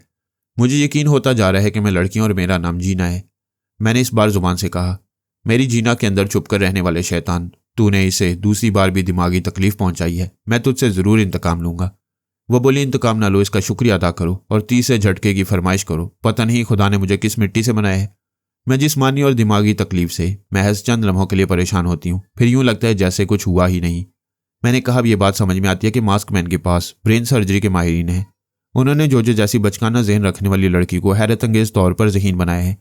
उन माहिरीन ने तुम्हारा भी ब्रेन ऑपरेशन किया है और तुम्हारे दिमाग को फौलाद बनाने का तजुर्बा किया होगा। मैं देख रहा हूँ वह तजुर्बा निहायत कामयाब रहा है और यह 12 घंटे के लिए लड़का और लड़की बनाने वाली शर्त किसी तनवीमी अमल करने वाले की है। आज मैं पास्कल की टेलीपैथी का तिलिस्म तोड़ने में बड़ी हद तक कामयाब रहा हूँ। जल्दी तुम्हारे दिमाग से तनवीमी अमल का असर भी खत्म कर दूंगा। पास्कल ने कहा, तुम्हारा बाप भी तनवीमी अमल का असर खत्म नहीं कर सकेगा। मैं इसे तुम्हारे पास रहने नहीं दूंगा। तुमसे बहुत दूर ऐसी जगह पहुंचा दूंगा जहां तुम नहीं पहुंच सकोगे। अगर पहुंच गए तो वहां से वापस नहीं आ सकोगे। मैंने कहा, तुम नाकाम होकर जीना पर नया जुल्म करना चाहते हो। मैं इसे तुम्हारे हर हथकंडे से बचाता रहूंगा। तुम सोचो कि तुम पर जल्द ही बुरा वक्त आने वाला है। उस वक्त तुम्हारा क्या बनेगा? तुम्हें कौन बचाएगा? मैं तुम्हें आखिरी मौका दे रहा हूं। अगर तुम्हारी अक्ल में ये बात आ जाए कि मैं ही तुम्हारे बुरे वक्त में काम आ सकता हूं, तो आओ इंसान बन जाओ और मुझे बता दो कि जीना को अजूबा बनाने में ब्रेन ऑपरेशन के नताइज क्या है और तनवीमी अमल का दखल कितना है। उसकी तरफ से कोई जवाब नहीं मिला। मैंने पूछा, तुम खामोश क्यों हो? उसने पूछा, वुल्फ तुम कौन हो? मैंने ताज्जुब से पूछा, हैरत है, तुम 2 दिन से जीना के अंदर रहकर मेरा सामना करते आ रहे हो और अब पूछ रहे हो कि मैं कौन हूं? हाँ, तुम वो नहीं हो जो नजर आ रहे हो। तुम जिस एतमाद और जहानत से जीना को हमसे दूर कर रहे हो, इसके लिए बड़े तजुर्बात और गहरी प्लानिंग की जरूरत होती है। तुम्हारी जैसा नया ख्याल ख्वानी करने वाला यूं फरहाद की तरह मैदान नहीं मार सकता। मास्कमैन कहता है, तुम नए नहीं हो। तुम्हारे अंदर किसी खबीस की या फरहाद की रूह समा गई है। मैंने कहा, मेरी उम्र ज्यादा है। मैं 55 बरस से बाबा साहब के दायरे में तरबियत हासिल करता रहा हूं। मेरे दिमाग में तनवीमी अमल के जरिए फरहाद के एक एक तरीक़ाकार को नक्श कराया गया है। मैं तजुर्बात के लिहाज से बहुत पुराना हूं और घाट घाट का पानी पी चुका हूं। वह चुप रहा। मैंने कहा, मैं अपनी हकीकत बता चुका हूं, अब तुम जीना के मुतालिक बताओ। मैं अपने मास्कमैन से गद्दारी करूं और जीना की हकीकत बताऊं? क्या तुम मुझे पागल समझते हो? पहले पास्कल समझता था, अब पागल समझूंगा। जीना ने कहा, इस झगड़े में मुझे 2 अहम बातें मालूम हो गई। एक तो ये कि पास्कल नामी टेलीपैथी जाने वाला दुश्मन मेरे अंदर छुपा रहता है। दूसरी अहम बात यह मालूम हुई कि मुझे बिजली के या टेलीपैथी के झटके पहुंचाए जाएं तो मुझे गुजरी हुई कुछ बातें याद आ जाती हैं। क्या तुम खुद को जीना की हैसियत से अच्छी तरह पहचान रही हो? हाँ, कुछ तो दिमागी झटके ने समझाया। कुछ अपने हालात का तज्जिया करने से बात समझ में आती है कि मैं रोजाना 10 बजे जब भी जॉनी बनती हूँ तो मेरे सर पर विग और बदन पर जनाना लिबास क्यों होता है। इसका मतलब है कि मैं लड़कियों और किसी दुश्मनी से मुझे 12 घंटे तक लड़के के रूप में रखा जाता है। फिर तो वाकई दिमागी झटके तुम्हारे लिए सूदमंद हैं। वो बोली, डॉक्टर अपने मरीज का ऑपरेशन करते हैं, उसके जिस्म की चीर फाड़ करते हैं, फिर उसे किसी मौलिक मर्ज से निजात दिलाते हैं। यानी मरीज को अच्छा करने के लिए उस पर जुल्म भी किया जाता है।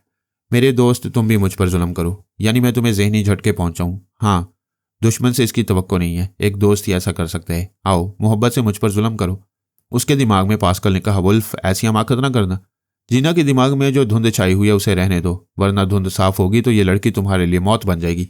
जब इसका जहन साफ होगा तो ये मेरे लिए नहीं तुम्हारे लिए मौत बनेगी। यह कहकर मैंने जीना के दिमाग को एक झटका पहुंचाया। वह चीख मारकर अपनी जगह से उठी, फिर दोनों हाथों से सर को थामकर सोफे पर गिर पड़ी। पास्कल ऐसे वक्त उसे अपने तौर पर सोचने का मौका नहीं देना चाहता था। उसके दिमाग में कहने लगा, मैं जॉनी हूं, जॉनी रहूंगा, मैं तब्दील नहीं हो सकता। ये वुल्फ मेरे दिमाग को कमजोर बना रहे। मुझे फरामोश की हुई बातें कभी याद नहीं आएंगी, कभी याद नहीं आएंगी। मैं उसकी बातों का तोड़ कर रहा था और कह रहा था, मुझे याद आ रहा है, आज शाम को फौजी जवान मुझे पकड़ कर ले गए थे और मेरी असलियत को गलवाने के लिए मुझे बिजली के झटके पहुंचाए जा रहे थे। अब मुझे याद आ रहा है कि मैं सांस रोक लेती हूँ। मैं कई मिनट तक सांस रोक सकती हूँ। ये सच है या झूठ, मुझे आजमाने के लिए सांस रोकना चाहिए और ये अभी रोक रही हूँ। उसने सांस रोक ली। मैं दिमाग से बाहर हो गया। यकीनन पास्कल भी वहां से निकल गया होगा। और मुझे जी भर के गालियां दे रहा होगा। जीना दिमागी तौर पर हम दोनों के हाथों से निकल गई थी, लेकिन जिस्मानी तौर पर मेरे सामने मौजूद थी। पास्कल तो उससे बिल्कुल ही महरूम हो गया था। वह आसानी से पीछा छोड़ने वाला नहीं था। एक आध मिनट के बाद फिर उसके दिमाग में आ सकता था। मैंने जीना को आगोश में लेकर सर को सहलाते हुए कहा, तुम पर जुल्म करते हुए दिल दुख रहा है।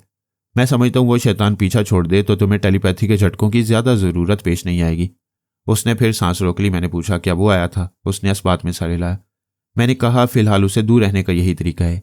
सांस वक्फे वक्फे से रोकती रहो और अपने बारे में कुछ न कुछ याद करती रहो। उसने आंखें बंद कर ली। उसी वक्त फोन की घंटी बजने लगी। मैंने उसे दोनों बाजू में सोफे पर से उठाया, फिर बिस्तर पर लाकर लिटा दिया। इसके बाद फोन के पास आकर सोफे पर बैठ गया। रिसीवर उठाकर कान से लगाते हुए कहा, हेलो। सोनिया की आवाज आई, मेरे पास आओ। मैं रिसीवर रखकर उसके पास पहुंचा। वो मुझे पारस की रुदात सुनाने लगी। वह सोसानो और जिब्रील को पेरिस ला रहा था। सुपर मास्टर की टेलीपैथी जानने वाले ने उस त्यारे को हाईजैक करके जजीरा मायरवरी पहुंचा दिया था। वहां जबरदस्त जंग छिड़ने वाली थी। सोनिया ने कहा, जैसा कि तुम जानते हो, पारस तुम्हारी टेलीपैथी का सहारा नहीं लेगा। उसने मुझसे भी किसी तरह की इमदाद के लिए नहीं कहा। उसे सुबह तक सिर्फ एक त्यारे की जरूरत है ताकि 300 मुसाफिरों को वहां से निकाला जा सके। मैंने पूछा, तुम क्या चाहती हो? उस जजीरे से सुपर मास्टर के कदम उखाड़ दो। उससे कहो कि उसका एक टेलीपैथी जानने वाला प्रिंस डैगर हमारी कैद में है। अगर वो पारस को नुकसान पहुंचाएगा और जजीरे से वापस नहीं जाएगा तो उसके दूसरे टेलीपैथी जानने वाले को जहन्नुम में पहुंचा दिया जाएगा। सोनिया ने अपनी प्लानिंग के मुताबिक सुपर मास्टर को मुखातिब किया और जब चैलेंज किया तो उसे यकीन नहीं आया कि प्रिंस डैगर हमारी कैद में है और उसका दूसरा टेलीपैथी जानने वाला भी हमारे निशाने पर है। सोनिया ने कहा, आधे घंटे के अंदर तुम्हारा एक ख्याल ख्वानी करने वाला मरेगा। उसे बचा सकते हो तो बचा लो। उसकी मौत के बाद भी तुम पारस, सोसानो और जिब्रील का पीछा नहीं छोड़ोगे तो तुम्हारा तीसरा टेलीपैथी जानने वाला कम हो जाएगा। मैं अभी बयान कर चुका हूं कि सुपर मास्टर किस तरह परेशान हो गया था। अपने तमाम टेलीपैथी जानने वालों को महफूज मुकामात की तरफ ले जा रहा था। मैंने सोचा था अगर वो जजीरे से अपने ख्याल ख्वानी करने वाले को नहीं बुलाएगा तो मैं कैनी पॉल को खत्म कर दूंगा। तब उसे यकीन आएगा कि हम उसके बेशतर टेलीपैथी जानने वालों तक आसानी से पहुंच सकती हैं। लेकिन कैनी पॉल के मुकद्दर में अभी जिंदगी की सांसें बाकी थीं। उसकी जगह एक और टेलीपैथी जानने वाला हेलीकॉप्टर में प्रवास के दौरान हलाक हो गया। यह किसी की समझ में नहीं आया कि वह हेलीकॉप्टर किस तरह गिरकर तबाह हो गया। सुपर मास्टर ने यही समझा कि सोनिया ने अपना चैलेंज पूरा कर दिया है। उसने सोनिया से राब्ता कायम किया, उसकी तरफ दोस्ती का हाथ बढ़ाना चाहा, ये मालूम करना चाहा कि वो उसके टेलीपैथी जानने वाले को कैसे जानती है। उसने कहा, उनकी एक तवील फहरिस्त मेरे पास है, जिनमें से एक मेरा कैदी है, दूसरे को मार चुकी हूं।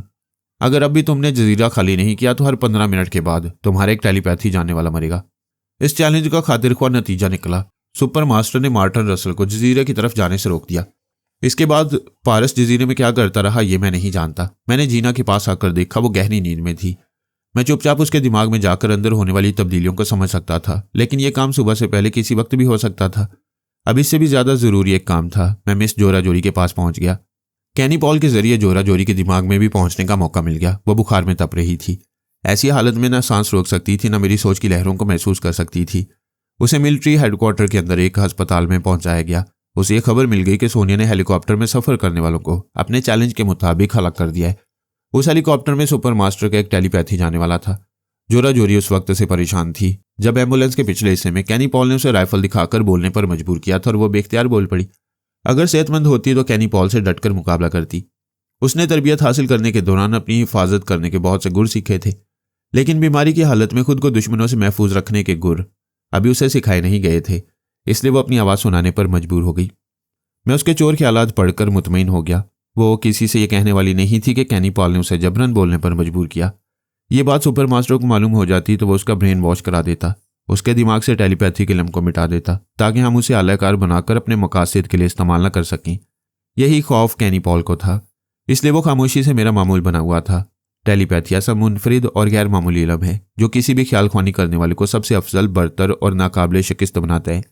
ऐसे इल्म हासिल करने के बाद कोई से महरूम नहीं होना चाहता। किसी को यह मंजूर नहीं था कि सुपर मास्टर उनके दिमाग से इस इल्म को मिटा दे, उसका ब्रेन वॉश कर दे।